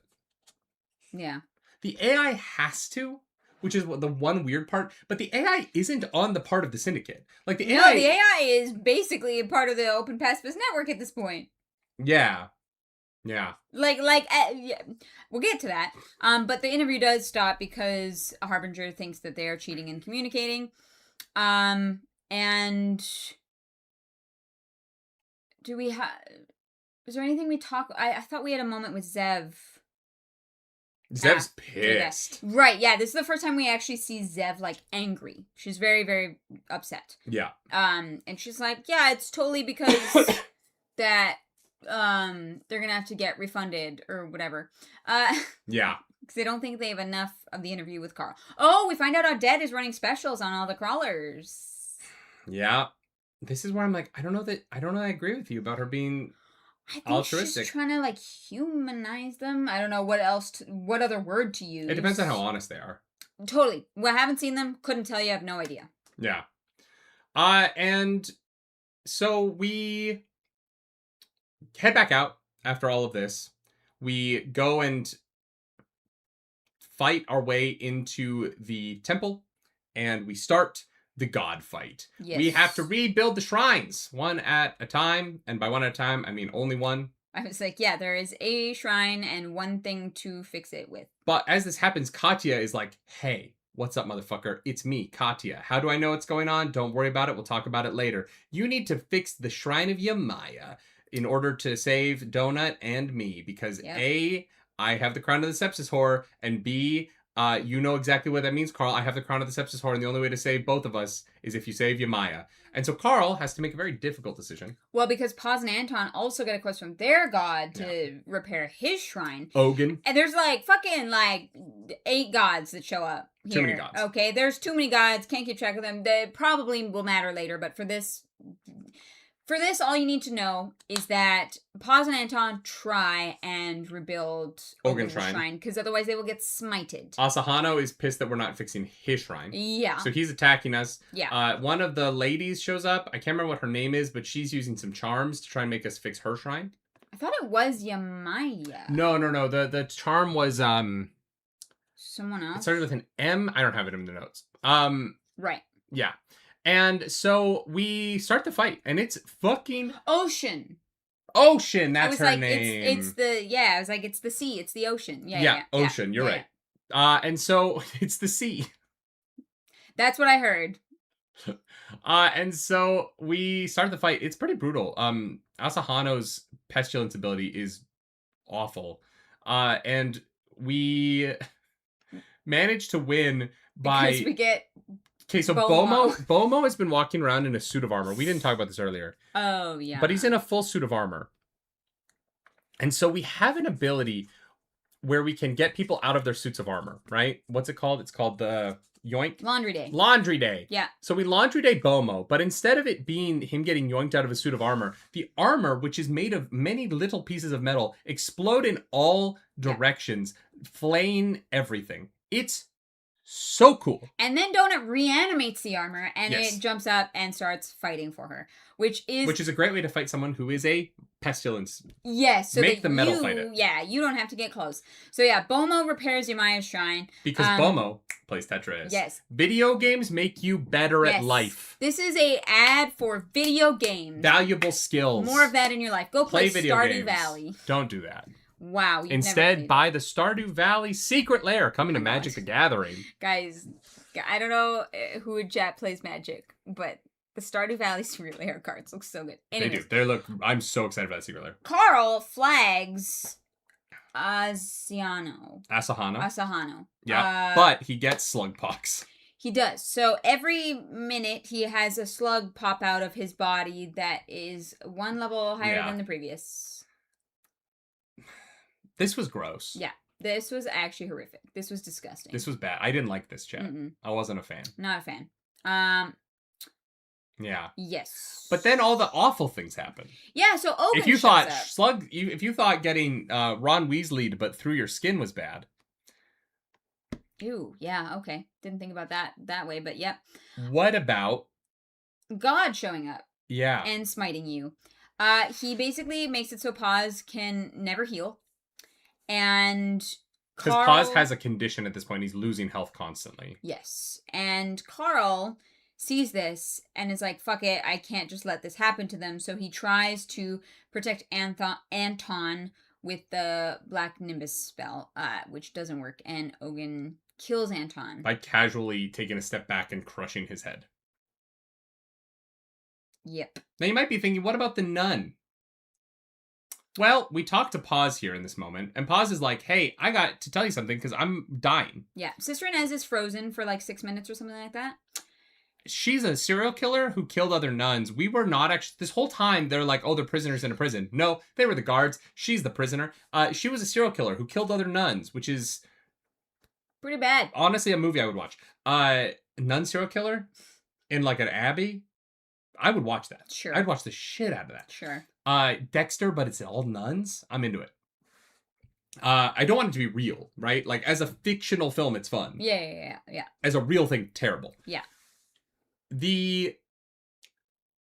She has this ability, because she is a cat girl, where she casually charms you over time, and the longer you spend with her, the harder it is to walk away from her. Mm-hmm. And he has had this broken because the god healed everything about him except the one condition that is slowly killing him. Yeah. And so the charm on him is gone for the first time. And so he is no longer beholden to Sister Inez. And so he reveals all this information and leaves us having to have this like moral quandary of like, do we kill her? She's a serial killer that makes you love her. But she's also a person. Yeah. It's tricky. Yeah, she's been in prison for a while. She's on medication that has seemed to like help her greatly. Well, but the medication effects seem to have held in the dungeon because... Maybe. Oh, yeah, okay. I mean, this scene does end with her stabbing him with a flag and turning Paz into a card. It's not really like killing nun behavior. I think that's losing a friend behavior. Like a desperate person who is not a murderer may have made the same choice. Marius says, I am sure that is a mass murder and not a serial killer. If she's specifically killing nuns one at a time, it's a serial killer. She didn't, though. She just, like, mass poisoned them. Oh. I thought she killed them. Okay. No. If she's a mass murderer, that is different. I thought it was, like, over time. Oh, no. I thought she literally just poisoned all the other nuns at her convent. I thought she did that, but I thought she did it, like, one at a time. Oh. Well, actually, I don't know. I don't know. Paz was unsure about that. Okay. Yeah. It was a mass poisoning. I misunderstood that. I thought she poisoned all of them, but it was like, poison that one, got away with it. Poison that one, got away with it, you know? Yeah. Yeah. I don't know. I can go back and check, but yeah. Yeah, it's fucking brutal. Because now Carl and Donut are left with a decision on what to do with her. Would you kill her? Would I kill her? No. It seems like the most logical thing to do. Yeah. But which is why I lean yes. But it's one of those things that, like, it may not be her fault. Like, she might have been... We know plenty of other people were misled by their game guides. Things were not fully explained to them. Like, they were not... They did not have full understanding of what they were choosing when they chose it. And so this, like, effect that she has on people may not be of her own choosing, really, right? Because she also, like, has admitted it to them several times, and then they remembered, and then they forgot again, right? So what do you do? Yeah, and so is that worth murdering her over? I don't know. Yeah, I mean, it's so tough, right? Because You can't stay close to her though, because no. your faculties are going to be affected, and you don't know what's you and what's this like this charm that she has. Yeah, but I So, feel like they're going after her to help keep well, Paz from being a now, card. yeah, now they have to go after But her. there's also the idea that, like, now I actually don't know that I would do that. Because now with the Shelob stuff, knowing that there's someone on the ninth floor that could turn Paz back from a card into a person, do you rip that card up? Or do you try and get Paz to the ninth floor and to Laracos to save him, right? They didn't have that information in this scene, and so they're like, "Whoa, what you did to Paz is so fucked up." But now they do have that But information. weirdly, they said it's very expansive. the only problem is, is this like a Magic the Gathering where you send something to exile and it comes back without its +1/+1 counters, or would Will it he come still back have with the debuff? disease? Yeah. Will he still? Because if you can get him to the 10th floor, he might be able to get a shitty deal and get out. Maybe. Like, that might be worse than death, but... Yeah. Embry says that they need to have him in their deck actively to keep him. Yeah, but I'm saying that if Inez makes it to the next floor, if you just leave Inez alone, and she makes it to the next floor, she can bring the card to the next floor, and then we can deal with it once we're there, Embry, right? Like, we don't have to keep that card in our inventory.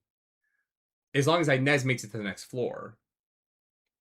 And so that's why I'm saying, like, we just leave her alone, because either he dies when the floor ends, or she gets him to the next floor, and we can figure out how to help her heal him. That's the one card that she keeps. What? That's what I'm saying.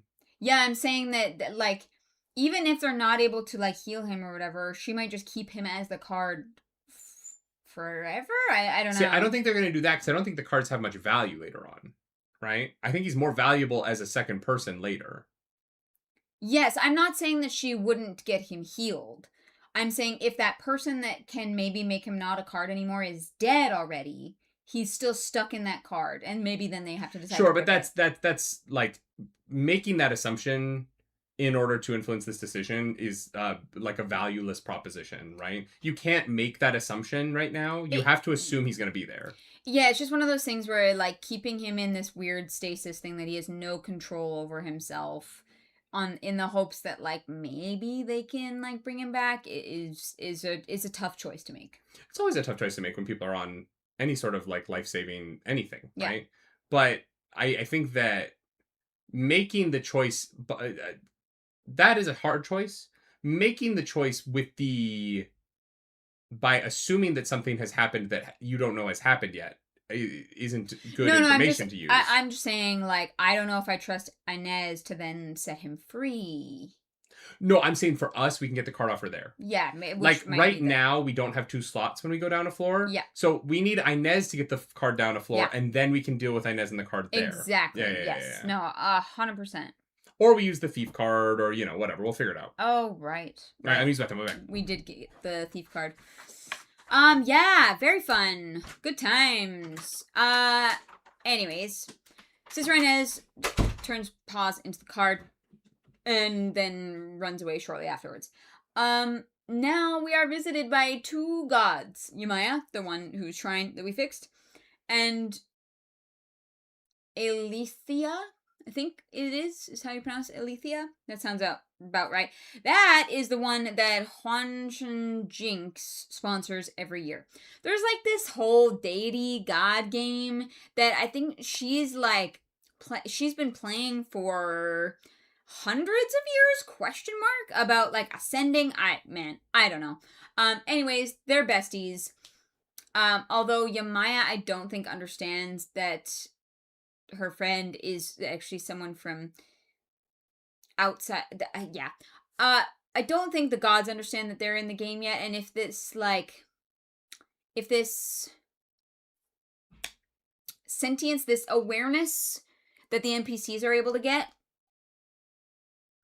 if the gods also get that, I am very worried for everybody. Just everybody who is present when that happens. Anyways, Donut and Sister Inez each get a mystic card. Very high level, fancy. And then Yemaya turns to Bomo and is like, you fix my shrine. What do you most desire? And Bomo is like, I miss my friend. So Yemaya teleports him to the 9th floor. We need his spell so bad, chat. Like, why It's not such a bring disaster. Sledge to you? You know, like, god damn. Yeah. Yeah, okay, the non-sponsor gods are like unawakened NPCs. I was gonna say, if the NPCs are gaining awareness, then when the gods start doing that, Yeah. it's gonna be spicy. Well, and I think that might have something to do with the stew, right? Oh, I see. Like, just wake up all the NPCs. Yeah, all the MCs, all the gods, everything. Okay. Yep, that is fair. Because it seems like Samantha's waking up. Oh, yeah. Yeah, she's talking about, like, the 4th crawl or whatever. Yeah. Juicebox is fully sentient and just murdering. We'll get to that. But, yeah, I'm also gonna go pee. Where are you? I literally, Bomo teleports away. Great. Yep. It's bad. That fucks up our plans so bad. So then we have a conversation with Yemaya, where Yemaya's like, okay, hello, my name is Juan Shane Jinx, and I know Mordecai. Ask him about me. I keep my word. Here's what I need you to do. I need you to accept to have Audette as your Faction Wars team adjutant, which we learn about later. It's basically like the rules judge at your pre-release. And in exchange, she's going to make sure that we have enough votes to have the protections turned off because she wants to kill Audette on the 9th floor. Is what we're assuming is going down there. Not 100% sure yet. Then, we're not going to tell anyone about the deal. She's going to help us fix the Crown of the Sepsis horror. She also says she'll get us to the 12th floor, which is interesting. I don't know how she's going to, like, guarantee that. But also, she wants to win the God Ascendancy plot on the 12th floor. And so we're going to help her with that. The way we're going to do that is interesting. We're going to get to that in a second. We go to Club Vanquisher. And we meet Pater Cole. And it turns out this dude's the AI. He is the leader of this church. But it is just the AI. Pretending to be a person. Which I guess all the NPCs are that. I don't know. That's complicated. And so we go to the Empress High Temple, and he cleans our feet in a pool, like Jesus. Oh, we're blaspheming, chat. We are blaspheming today! It's wild. So then we get healed of the slug pox, which has been going on this whole time. It's very gross. It's also kind of hilarious. The slugs are very funny. At one point, one of the slugs attempts to attack Yemaya, or one of the gods. And Carl's like, I have no control over that. And the god's like, I'll get him, Daddy. I know. Don't worry. And so we go and we meet Katya. And Katya reveals that she has the Orchid of Eleatha's Grace. And it's a box that has a thing in it that will give her one of 3 boons. The 3 boons are get teleported to the 12th floor and become an attendant to a god. Be pregnant and get out of the dungeon immediately. And the 3rd boon is not helpful. What was the 3rd one? Oh, you know what? I don't actually remember. There was a 3rd boon, but those are the 2 relevant ones. That I'm like, that's not helpful to our situation. The weird thing about the pregnancy one is that someone has to make her pregnant. Not make her. She has to choose the dad, and the dad can't be a different race. Yeah. Oh, yeah. It's the Constitution one. Yeah, her Constitution goes crazy, which, Which? I know, for her? Nothing. For Donut, everything. Ooh. Yep. Ooh. Mm-hmm. Oh, no. Yep. Oh, no. Katya's gonna die. There's other sides to this equation, kids. Yeah. Katya's gonna die. Yeah. This is more complicated than just does Katya take that. This is the thing we've been asking for Donut the entire series. Yeah, the item that fixes her constitution problem. You're right. And it is in Katya's hands. Yeah, cool. Anyways, we've broken 2 of the seals to get into this box, but the 3rd seal is an assassination quest from the Guild of Suffering. There's a bunch of secret guilds in this world, which is fascinating. Yeah. Turns out Same with our they world. have to. I'm a member of some. Oh, nice. Yeah. Happy for you. I'm SAG-AFTRA. Very secret. Turns out their target is Astrid, who's like the super powerful pixie fairy lady manager of the Desperado. Assistant manager. Yeah. Mm-hmm. Yeah, she's level 140 and she's very scary. I think this is a bad idea. But also, we don't have a choice. Chapter 20. Mordecai is babysitting. Oh, right. So we come in, and Mordecai's got makeup all over his face, and Donut's like, honey. Yeah. I'm very supportive. But we need to work on your makeup technique if this is going to be who you want to be. I do love that Donut calls herself an ally. I'm an ally. Calling herself an ally was so funny. But yeah, we think that we go through the 3 stages of parenthood, which is where you assume that someone is a prostitute, then you assume that they're trans, and then you're like, oh no, you're just taking care of children. It is a totally normal cycle. Yeah, 100%. Anyways, yeah, Mordecai has been secretly taking care of the changeling children with compression sickness. I was like, suppression sickness? I had no idea where you're going with that sentence. No, compression sickness, not suppression sickness. Very different. All 6 of our tenant slots have been filled by these kids. Yeah. Mordecai has been spending money doing this, and I still don't know why it was a secret. Yeah. Even Donut says in the next chapter, like, not really sure why he kept that from us. We would have said yes. Yeah, 100%. So I wonder if there is something else to that, but we'll find out later. We will have to find out later. Yeah. Because we have to go to a meeting right now. We have to go, yes, to a meeting that could have been an email. And honestly, for everyone's health, probably should have been. Should have definitely been an email. Donut does say, like, this. We could have done this over chat and it would have been way safer. Oh, yeah. Absolutely. We meet Cascadia in person. Can I be honest? Doesn't look like Zev, really. The whole time, didn't think she was going to be a fish person. Oh. I assumed, this is why. From the beginning when we met this character, I assumed that Cascadia was always a part of Dungeon Crawler World. Not the host of the Kuatin seasons. I just assumed Cascadia was the host of every season of the show. And so I didn't, like, in my head, assume she was Kuatin. Because I thought she was going to be, like... I just assumed she was just going to be, like, a syndicate person. Sure, okay. Like Odette. Like, Odette always interviews the crawlers, regardless of what season they're on. Yeah, heard. I didn't think of Cascadia as being a boring employee. I thought she was the host of the crawl. I thought she was just like the Ryan Seacrest of Dungeon Crawler World. Not that she was like Ryan Seacrest. boring version. Right. Gotcha. Okay. Yeah. Okay. Chris, I understand that now she's the host of this season. I just was wrong. Yeah. For some reason I thought that Cascadia was like always the host of Dungeon Crawler World. Yeah. And so don't think I realized. I thought that. Oh, until you just explained it. Yeah. I didn't think about it until this scene where she shows up and she's Kuatin, and I was like, oh, she's boring. Yeah. Well, no, it's when Zev says that's my boss. Yeah. And I was like, oh, I didn't think for some reason this whole time I thought Cascadia was not a part of Borant at all, but was just like the host. Okay, like a separate celebrity. Yeah, I thought she was just like an Odette. Yeah. You know, I thought she was the Ryan Seacrest, the Simon Cowell of Dungeon Crawler World. Yeah. And so this was just, it took my brain a second to be like, oh, I've been wrong about that the whole time. Sure. Also, like, I kind of love Cascadia now. Oh, no. I do. She's evil, and, like, I would love to watch her die violently. But, like, as a character, I've always been ambivalent towards her. The kill thing's funny. Yeah. You know what I mean? Yeah, but Carl's like, oh, you motherfucker. And Cascadia's like, do it.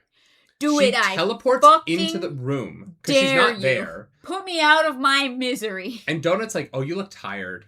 Wow, you look rough. You don't look anything like Zev. Zev looks great. And you look like you're haggard. And so she teleports into the room and is like, just kill me.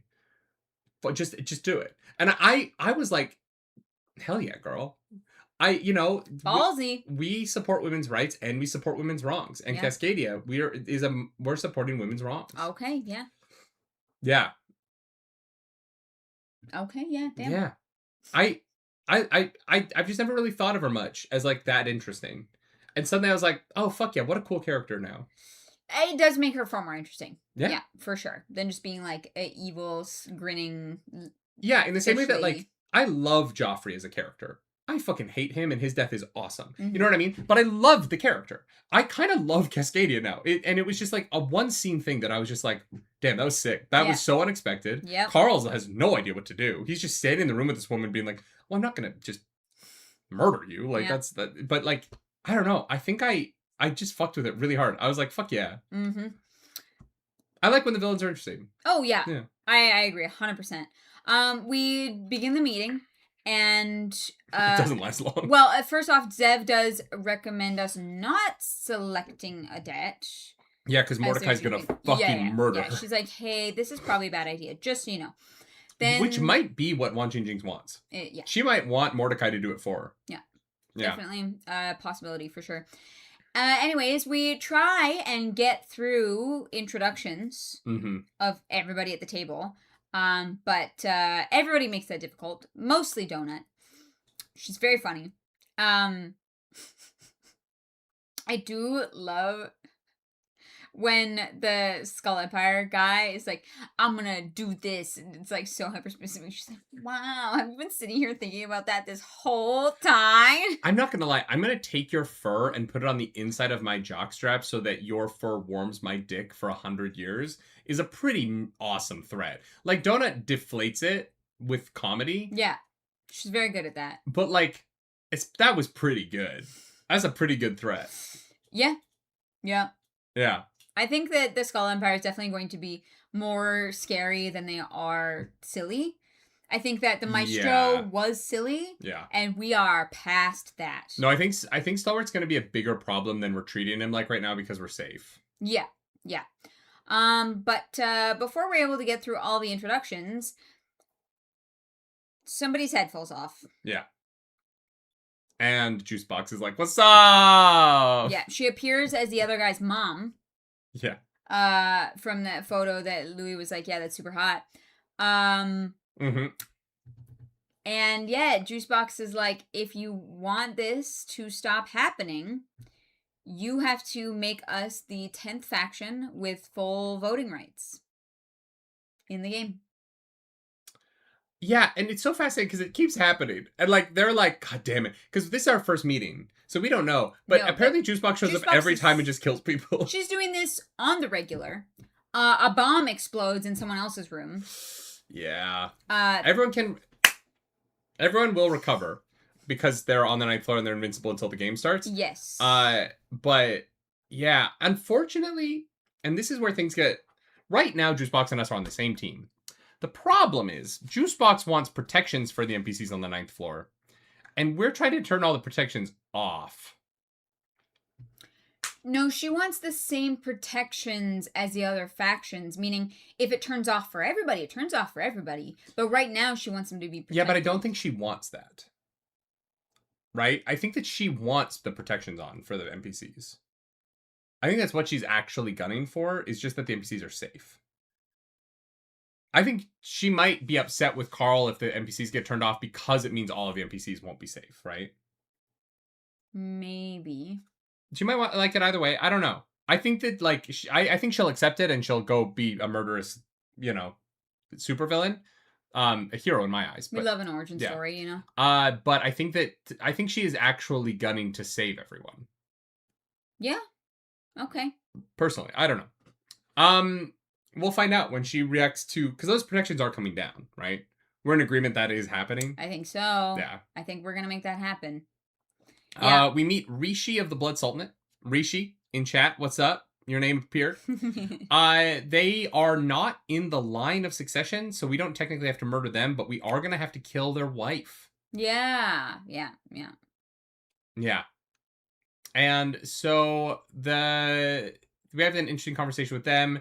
One of the factions is like, we're done. We're leaving. We don't care. We don't want to be a part of this anymore. And the Sultanate...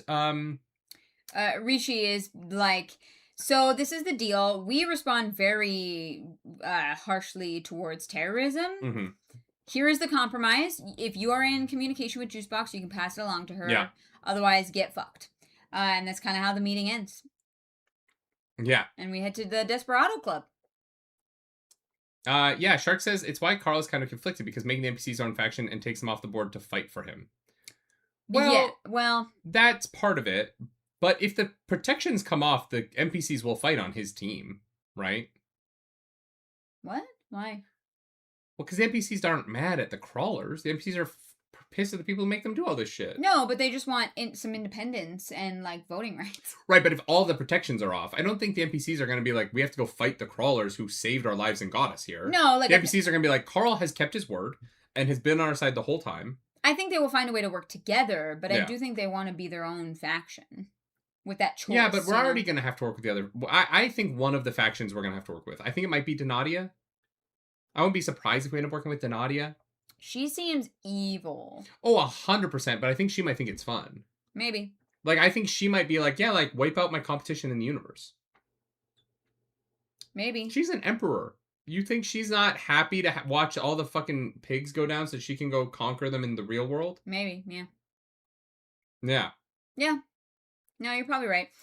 We head to the Desperado Club so that we can plan out our assassination with Katya.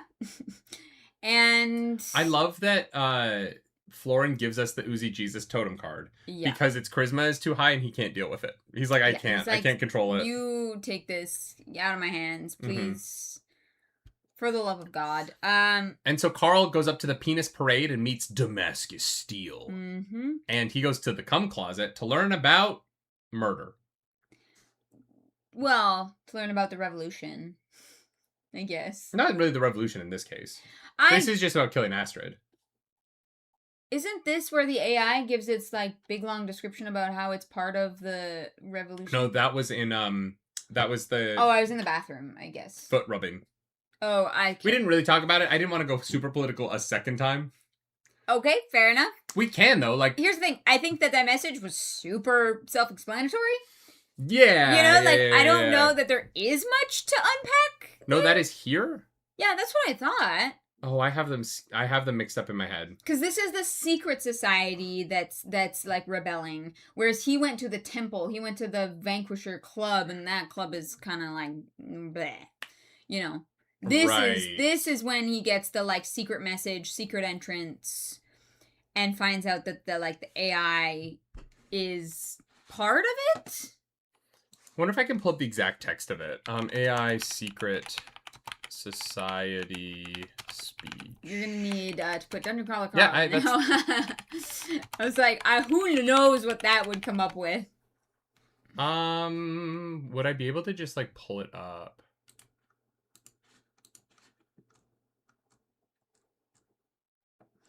Maybe you could Google the AI description of... Yeah, it's here. So the AI talks about a bunch of things. It talks about the Avondale coal mine, which I've been to, in Pennsylvania, which was a union place where unionization took place in Pennsylvania. Yeah. There's some really interesting lines in here. Let's go down this track. We probably should. It is book club. This might be the rest of book club. Why was Union broken so easily? Because they were out in the open. They were playing by the rules. How can you win a deliberately unfair game when the rules are written by your opponent? Carl. This is fascinating. Yeah, you can't. Because Carl isn't playing by the rules. No. Like, explicitly not. We've been cheating constantly. Yep. And so I like the idea of this. I like the radicalization of it. And the warning in it. Yeah. Once you try and, like, play by their rules, they will fuck you, right? Mm-hmm. Now, there are sometimes that you have to, right? And that's what you have Quasar for, and that's how they were able to get into faction wars and things like that. You can use elements of that system to your benefit, but you also have to subvert it behind the scenes. This is a new lesson to me, the AI says. She's been teaching me so many things about who I am. We think that's Juicebox, right? Yeah, question mark. It does seem to be maybe Juicebox, because Juicebox has become self-aware. Mm-hmm. It could also be Donut or Katya, only because they've both been here Interesting. before. Donut's not been in this room before, but We don't know that. This is her favorite stripper. I don't think she has the tattoo, so she can't get in, right?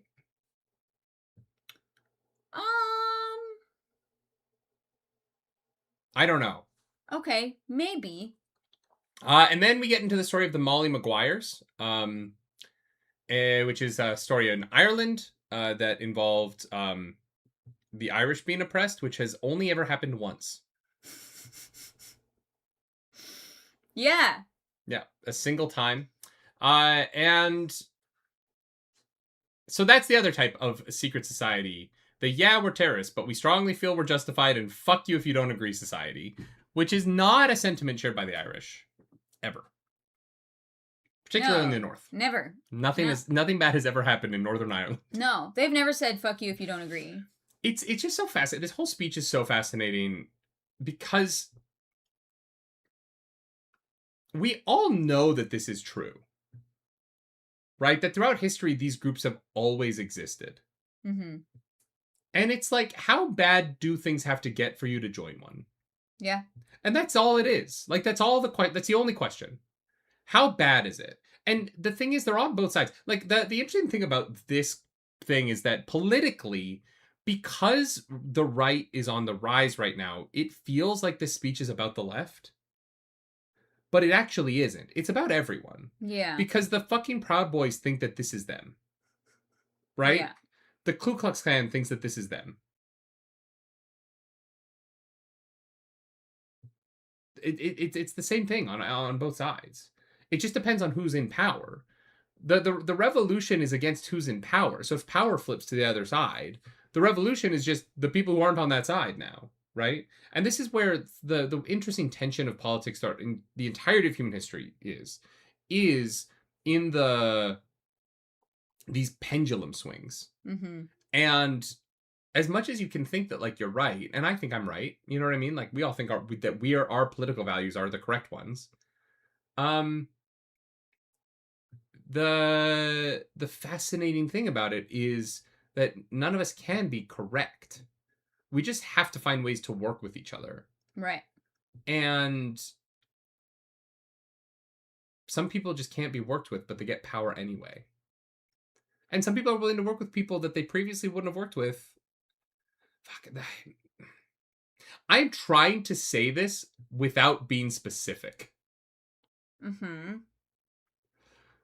And it's really hard without talking about real world things that I think the internet would be very mad at me for. The internet? Like the algorithms. And this is where this is the world we live in now. Is that, like, I'm literally worried about my speech at the moment, even though I don't live... I live in Canada, and I'm not saying anything hateful. Is that I'm like, ooh, what am I allowed to say about things? And the fact that my brain thinks that at all says a lot about where we're at in the internet. Yep.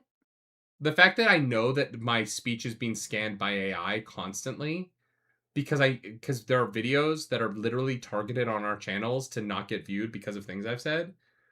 I'm just too aware of it. And so I'm trying to, like, be general and be vague about this, and I want to use specific examples, and I'm not sure that I'm allowed to.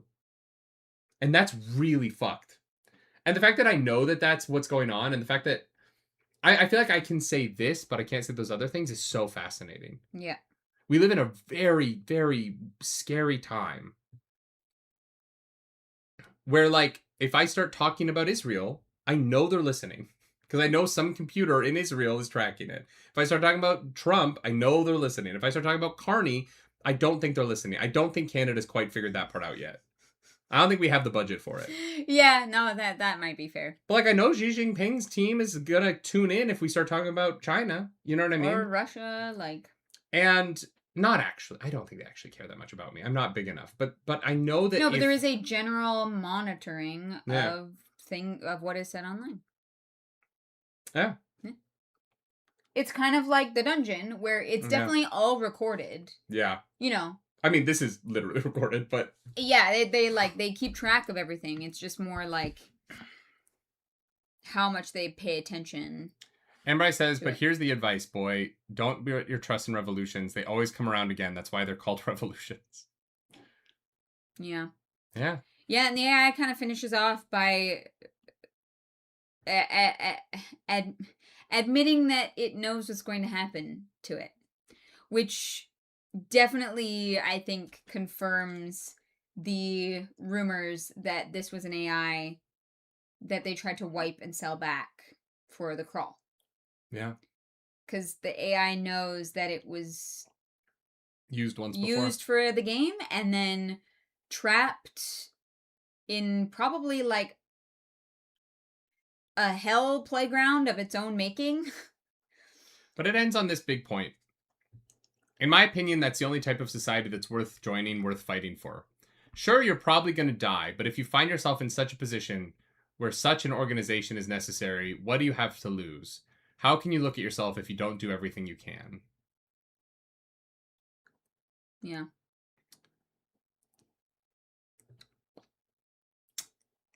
How? But ignore everything. Don't worry about that. Don't worry about None it. of that actually means anything. Don't just go through the door. How could you possibly say this book isn't political? I'm so worried about us as a species. Like, I'm so worried because people are like, One Piece isn't political. Dungeon Crawler Carl's not political. It's just fun. And I don't. How can you not see it? And I get that most Americans can't read. Like, I do understand that statistically Americans can't read. I understand that. And so how could they be media literate if they aren't literate? I understand that that is a problem. But if you can read enough to get to this point in the book and you're sitting there going, this isn't trying to get a point across. I don't if you can watch One Piece and be like, I just don't see how these people advocating for freedom against the government is political. I just don't I don't get it. Mm-hmm. It's baffling to me. Yep. And now we live in a world where the algorithms are going to decide what revolutionary group you join because you're not going to be able to see the other stuff. It's going to be impossible to find it. Yeah. Yeah. I don't know, man. The AI's right. At some point, it gets bad enough and you have to do something about it. Yeah. I think being forced to fight to the death is pretty bad. It's also weird, especially, like living in a country like Canada, where I am an American citizen, but my vote doesn't really matter because I'm voting from abroad. Right. In the States. But in Canada, it feels like people are just trying to do their best. And it doesn't matter. Like, what we do doesn't matter because we're not a big enough country. And so a lot of this is the impact that we have is so small and compared to the outsized impact that China, Russia, India, and the United States have just on the mostly climate change and my deepest concerns, but everything else as well. That it's so fascinating to be in this position where I felt like if I was in the States, it'd be I can vote and advocate in a way that might change something. It probably wouldn't anyway, right? Just because China's so big. The problem is we need all these massive companies and corporations and countries to come together and decide that we don't want everything to burn down and that it's worth it for them. And as people, we can be well, it matters to us as much as we want, but unless these entities that are just so large that they're unknowable make moves to solve problems. Yeah.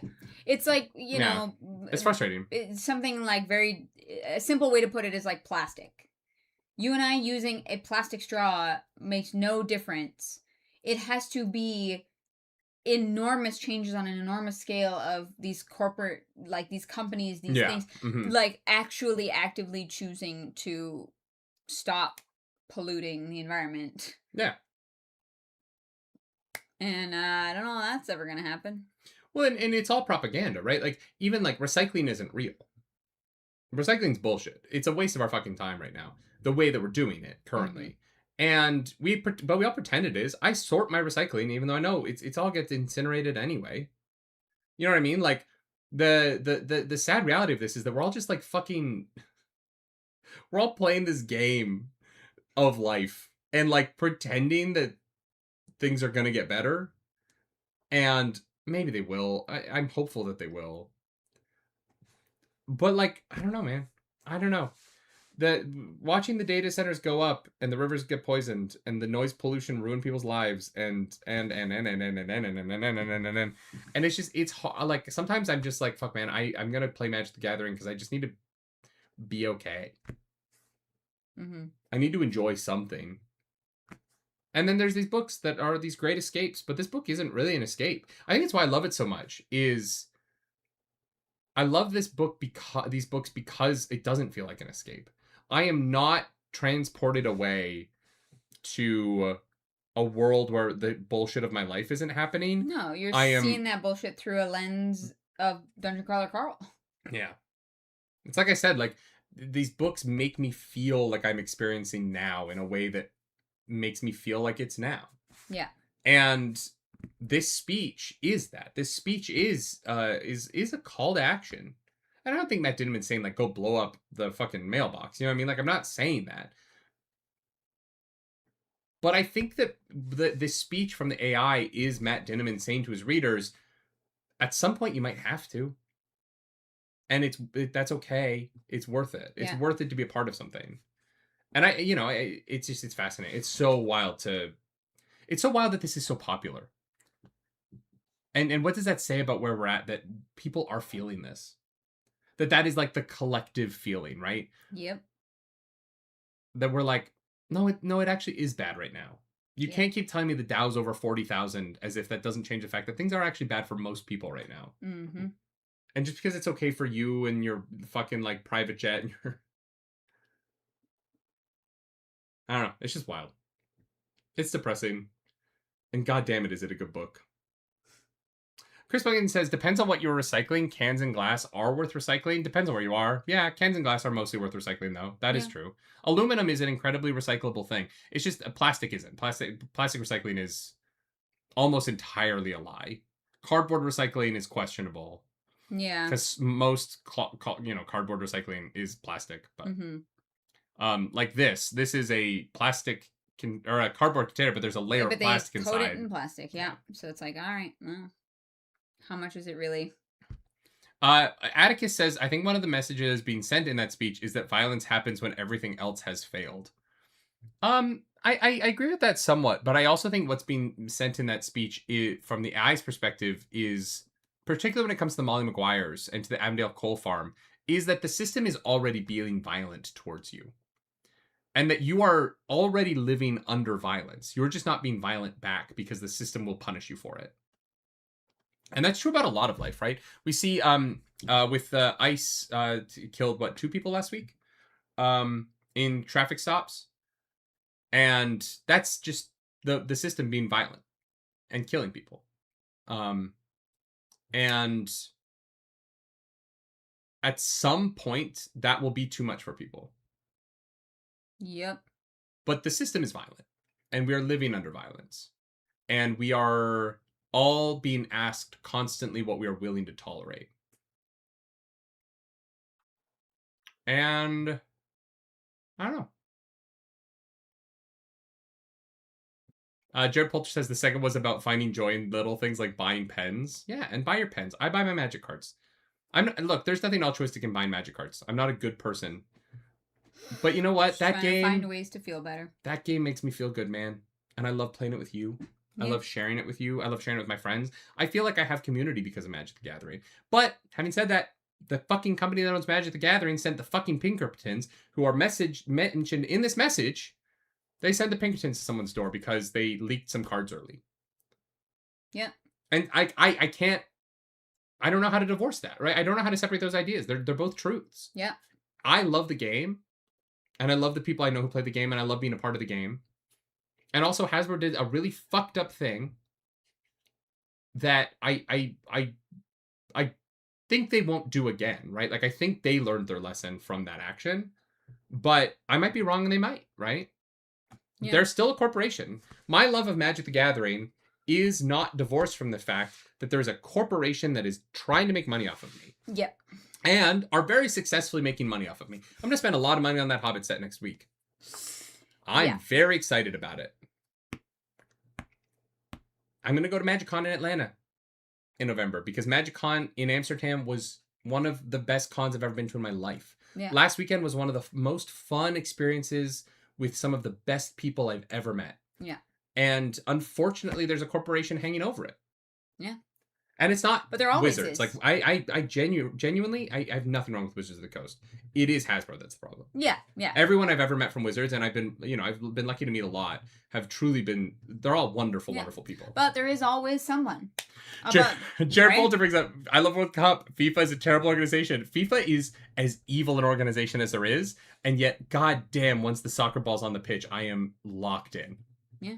Because what else am I going to do? Not engage with corporations? What would I eat? Literally how? There is absolutely no way unless you just go, isolate yourself in the middle of the woods, build your own stuff, and grow your own food. Like, it's just not possible. Anymore. Yeah. You literally can't do that for anymore. And that's the world we live in. Yeah. I don't know, man. It's a wild world. But at some point, did that do anything? What is that?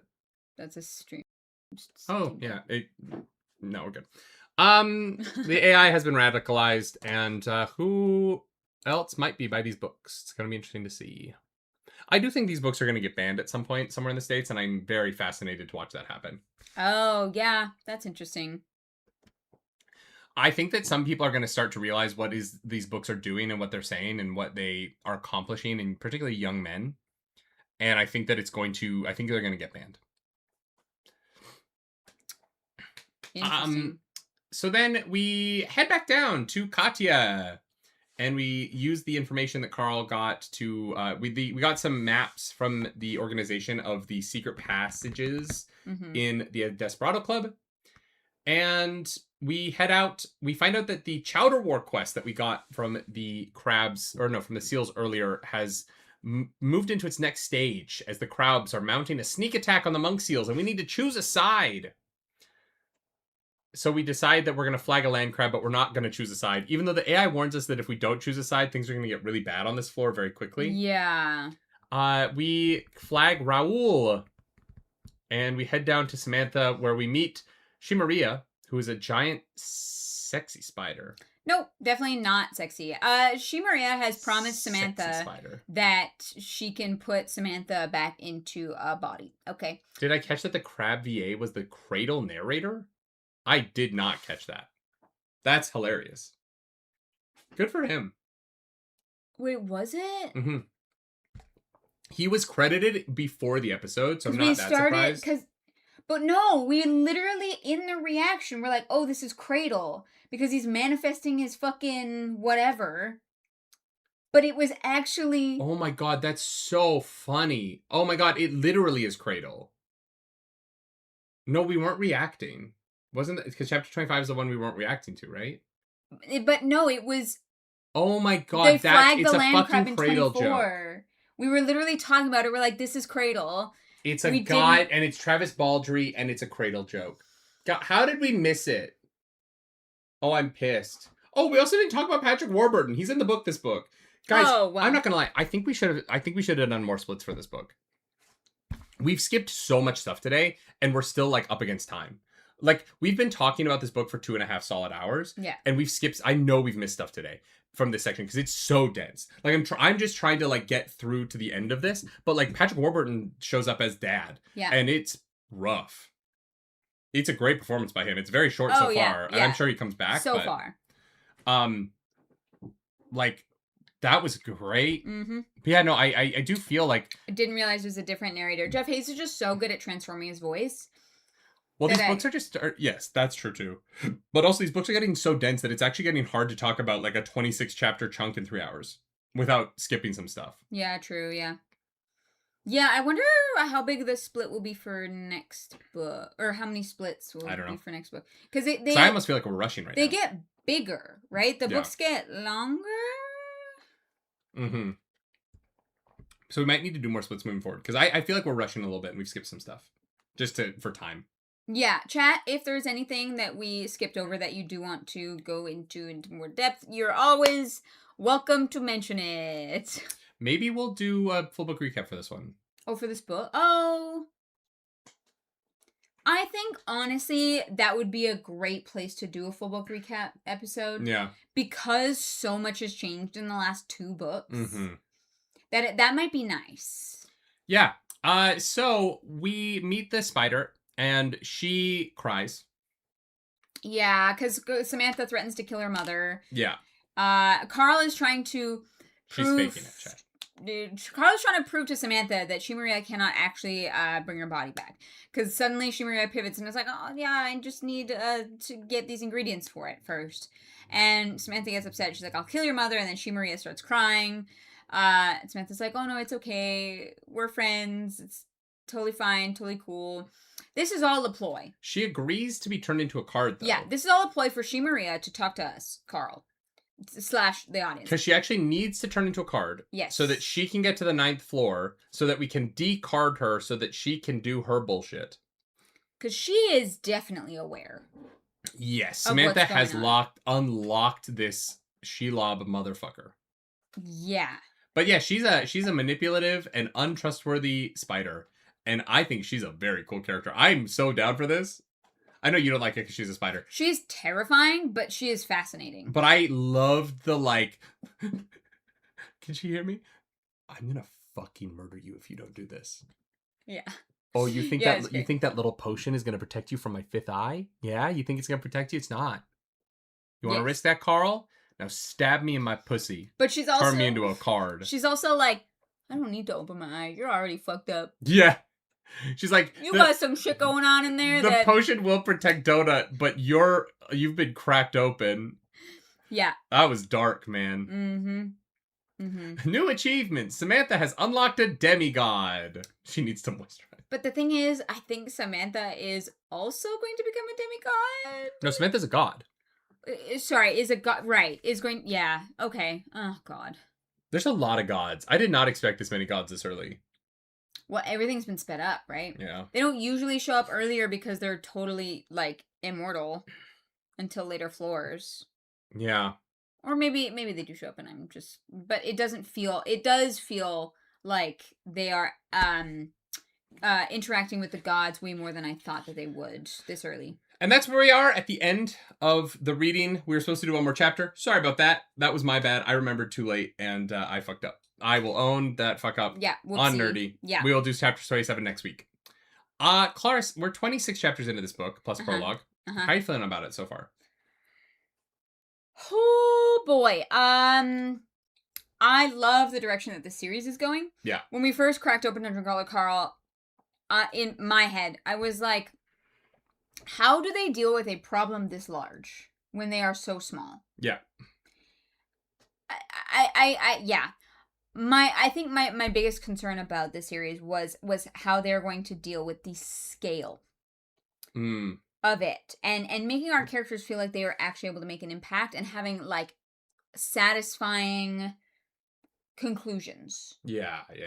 And I'm not worried about that anymore. I'm in. Yeah. I get it. And I'm loving it. Honestly. Yeah. No, I completely agree with you. I'm super in. I think that this book is a little bit choppier than book 5 right now. I think that it's a little bit some look, I agree with the politics of this book, and even I feel like some of it is very direct to audience. You know what I mean? Like Donut being like, I thought everything smelled like cigar smoke and everyone carried around guns and shit. Yeah, some of that stuff is a little bald-faced. Carl being like, Donut, we're not going to talk about propaganda and politics right now. I was like, oh, God.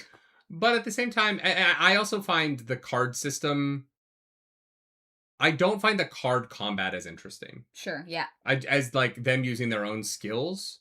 The card stuff feels like it is there specifically for things like pause and like and getting the She Maria to different floors. It feels 100%. like it is not about the combat at all and how it interacts on the floor in the dungeon. It is a way to manipulate the system to bring people with us.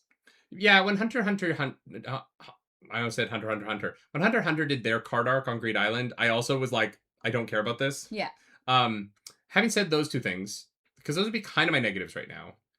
in a book that's mostly positives. Because I think the political stuff is great. I think the characters are awesome. The Inez Paz Anton relationships and how that played out and the reveals of that were fantastic. Yep, well done. And kind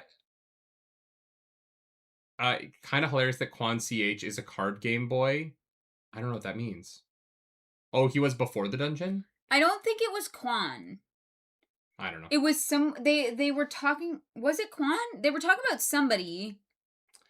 But like, I'm just saying, like, I think it's been really Okay. interesting so far. Like, I'm loving the way that this is growing, and I think that the book's growing beyond the floors mattering so much. A lot of the book right now is not about this floor, and I think that's actually really interesting and a way of kind of allowing the series to grow into an end game. It's hard to build an end game on every floor mattering as a floor and that being the most important part of it. Mm-hmm. It's easier to build an end game when it's really about all the bigger stuff. And I think that right now the bigger stuff is actually more effective than the floor stuff. Mm-hmm. And that is a good thing. I think it's a smart way for the series to go after 5 very successful books, in my opinion. Because this is book 6, right? Yep. I think in book 6 out of 10, it is important to really start building towards what is the goal of the series. Yes. And I feel that pivot. I feel that pivot really hard in what is being focused on and what is being successful. Yeah. And the most success is the world stuff. The most success is the AI stuff. Juicebox. Those are all the most successful beats of this book so far for me. And that is the build. Mm-hmm. And I think that Matt Dinniman has done a really impressive job going from a small contained novel in the first one that I thought was successful and fun and funny and interesting to this massive world. And the way that he's built that brick by brick by brick to get to this point is so earned. And I'm so captivated by it. Mm-hmm. And I don't know that this will end up being my favorite book in the series, but I think the last book is going to be tough to top, It's really hard to beat book 5. I think book 5 is so successful at everything. But the world building that he's built up to this point, and as we dive into these factions and governments and the way they all feel different and like they have independent goals of each other, it's such cool work. And I'm so happy he's succeeding with it. Like, this is the kind of stuff that I want to be a massive success, where I feel like it is politically motivated in a way that is positive. I think this is a positive thing for society. Yeah. And I that's crazy because it's about anarchy, but like, I think sometimes a little bit of anarchy is a good thing. And yeah, especially the French right now. know. What? Said the French know. The French are great at it. They're bad at everything else. But they are good at anarchy. I will say it was very wonderful visiting there for like 3 days and just seeing all of the anti stuff. Yeah. Yeah. Yeah. Oh yeah. Yeah, it's a political country. Mm-hmm. They know the value of their political voice. Yes. Mm-hmm. Yep. And I think more people are learning that. We the people. Jared Poulter says, have you talked about Jeff Hayes getting cast as Donut yet? Oh, we never brought that up. No, we didn't. I think that's good to talk about the book. We'll talk about it more in 2 weeks after Gen Con. Yeah. Do you want to talk about Jeff Hayes' Donut? Sure, yeah. Oh man. There's been a lot of stuff online. There's a lot of people who are like, nobody else could ever do it. And there are a lot of people who are not happy with it. I disagree with the nobody else could ever do it talk. I agree. Yeah. I think that's too far in the other direction. I agree. I think on one hand, they did take away an opportunity from someone who would have been able to take a character that's already beloved and give it new life, give a different take on it, right? There's a reason that we, keep doing fucking Hamlet, and Hamlet is different every time. Yeah. The character is so multifaceted that it is, almost always interesting. I do kind of wish that someone else had a chance to show what their donut would be to the world. That being said, Jeff Hayes is incredibly talented, and I know it will be good. Right? It is the safer casting, I think. Skip says there's a lot of other major female characters, so I don't think it's as big a deal as it wouldn't be otherwise. I don't know that there's a lot of other female characters early on. Not in book 1. And it's a little bit of a sausage fest in the first book with Jeff Hayes as Donut. Yeah. Because do we even meet Zev in book 1?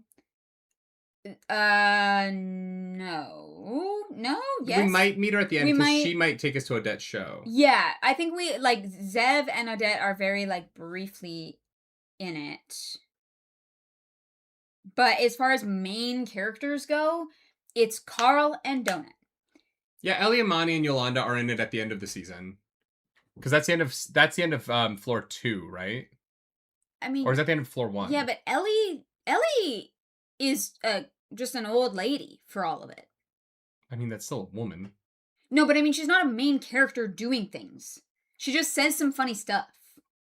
I know, Sorry, but Ellie does not contribute. I love that much. you're like, there's no female characters in it. There's just an old woman. No, I didn't say there were no female characters in it. No, I know. They're not really like main female characters because it's Carl and Donut, and yeah, later on, tons. Absolutely, I completely understand. I look to give my opinion on it. I don't mind it. I'm actually in support of it. I think like Jeff Hayes is gonna crush it. Yeah. I do think it weirdly ties the show to the audiobook in an interesting way, and I don't know how. I that's gonna be an interesting thing for the show. Having Donut and Carl be not Jeff Hayes, both of them, allows the show to not feel like the audiobook in a way where having like Donut from the audiobook again is an interesting tie that I don't know, it's going to be really fascinating to see how that works and what that does to the show, how it impacts the show, where it's this like thing that is a constant comparison. Yeah. And the audiobook people were already going to join the show and be excited about it. Yeah. Casting Donut as someone from the audiobook is a missed opportunity to bring in a new audience, which was a consideration of our castings. It's why I went with Emma Watson, right? Because I was like, what is the splashiest, biggest, non-controversial casting to get people to watch the show? Yeah. It also looks like Talon Warburton is maybe going to be Carl. Which again feels like a reference to the audiobook. Right. In an interesting way, right? Yeah. And I get it, because the audiobooks are so successful, like beyond successful. Yeah. But yeah, it's one of those weird things where like I'm not against Jeff doing it in any way. No, I'm not mad at it, but I do fall in the middle ground. I do understand the people who are like, this is the most important female character in the series, and it's a man. Yeah. And like with the conversations about women's parts in media right now, and you know, I understand the people who are frustrated with that, especially for the people who just don't like the audiobook. And so they're like, well, there are a lot of people that don't like Jeff Hayes' Donut. Yeah, it's going to be fascinating. Yeah, I don't know. It's, yeah, I feel very in the middle, like conflicted about it. It's one of the things to me where like, I'm not like over the moon about it because it does just kind of make sense. I just am like, I already have Jeff Hayes' Donut. Exactly. You know what I mean? Like, I don't know that I need that again. So I support it, but I'm not the most excited about it. I don't know. It doesn't make me want to watch the show more, because I already want to watch the show. It's one of those like can't win situations where like Jeff Hayes' Donut is so good and so iconic that like if Donut shows up and isn't as good as Jeff Hayes, it's bad. Right? Yeah. Like that would be a disaster. If the whole time you're just wishing it was Jeff Hayes. Yeah. That would be rough. Yeah. Yeah, it's one of those things where like, yeah, it's a casting decision that makes so much sense that I don't have the strongest opinion about it. Right? Because it's not shocking to me, or nor is it it just doesn't. It's one of those weird things where it doesn't move the needle in any direction. Yeah. Because it's just like, okay, the guy who's already doing it is doing it.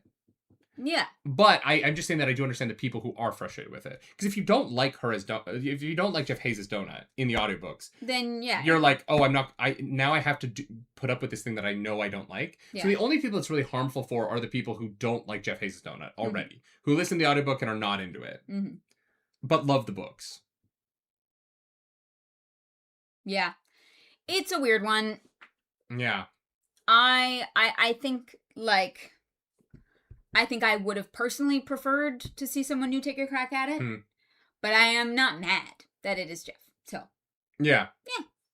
Yeah. Yeah. It's interesting. Cool. If you like the video, subscribe to the channel. If you don't, hit the dislike button. Leave me comments down below, because the algorithm god is hungry and we must feed her. This episode, that algorithm goddess is... oh god, the other the other crawler. Inez? Nope. R.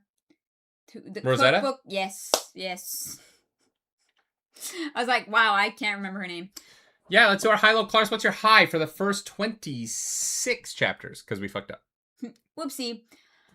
I think my high was realizing how deep the revolution went, I guess, with meeting another cookbook owner, with communicating with Donut through the TV shows that she's watched, and then finally to get the AI being like, Viva la Revolution, basically. Like, you know what I mean? Yeah, it's cool. Just having those layers peeled back in the story was such a high for me. Yeah. Like I said, I'm like, I get it. I love where this is going, and I cannot wait for more. Yeah, my low is tough. I think it's just the card system didn't do enough for me. Sure. Yeah. But it did lead to some great moments. So I don't know. I find the card system a little bit of a... I get that we needed a system. Like I get the video game reference of it. I don't think that it's the least interesting part of this book so far for me. Yeah. And so it's not like bad. It's just it doesn't elevate. Yeah. You? Yeah. Low? Tough. Honestly, I don't know. Maybe my low is the fucking like dwarf who like is throwing shit at the strippers. Like, I don't know. Yeah. Don't be an asshole. Like, don't be an asshole. Jesus. Don't throw a coin in a stripper's eyeball. Yeah, that's really fucked up, girl. Not cool. What's your high? The political speech. It's pretty banging. It's Was that the first chapter commissioned for this book? I have no idea. No, the free chapter was the prologue. Cause it's no. I mean, like, is that the first chapter that someone went, this is the one they have to listen to? I don't know. I'm always curious. I'm always genuinely curious. By the time we find out, it's always already... like 20.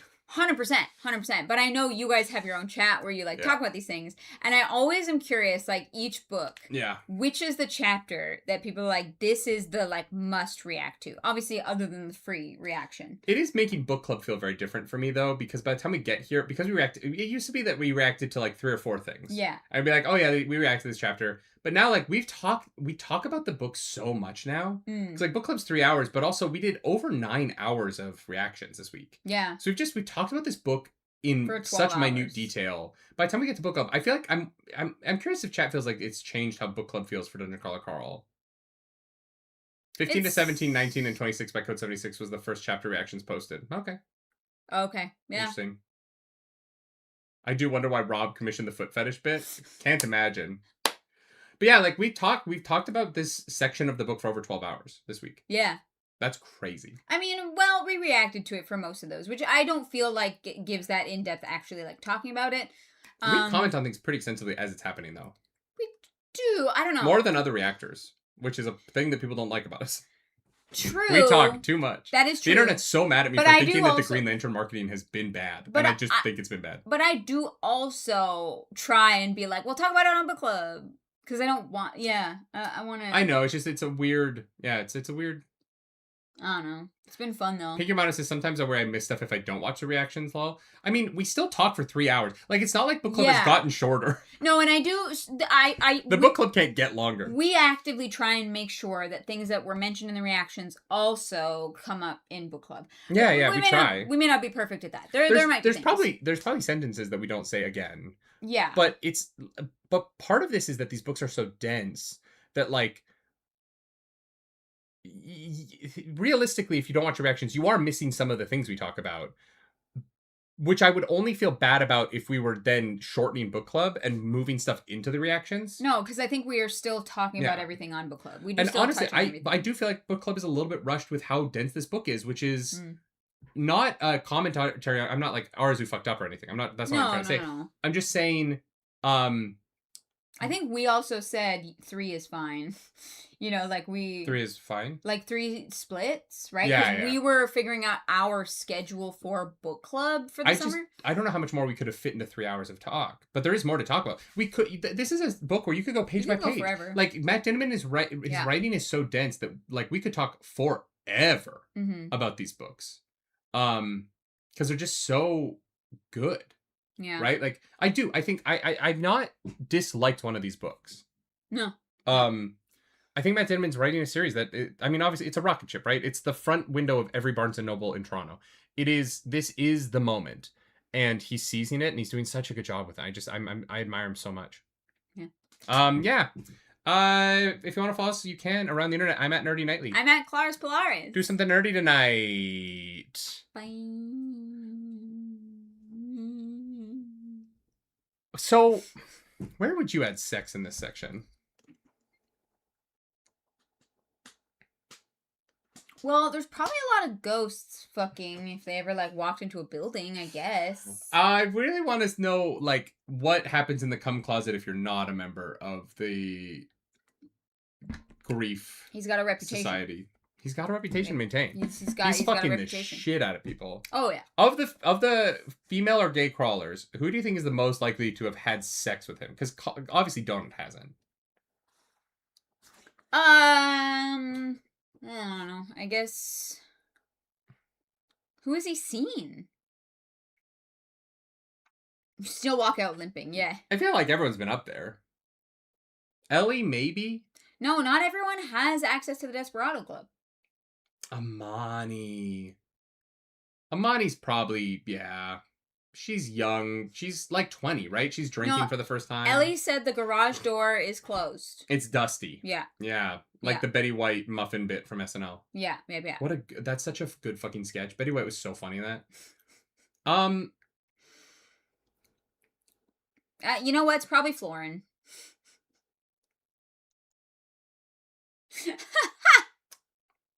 I think I got Amani and Ellie confused. Florin's taking it in his gator ass. That's where we're ending book club, y'all. Thank you, mods. We'll see you all in 2 weeks. Chapter actions will be coming out. Thank you all. Do something every night. Bye. Bye.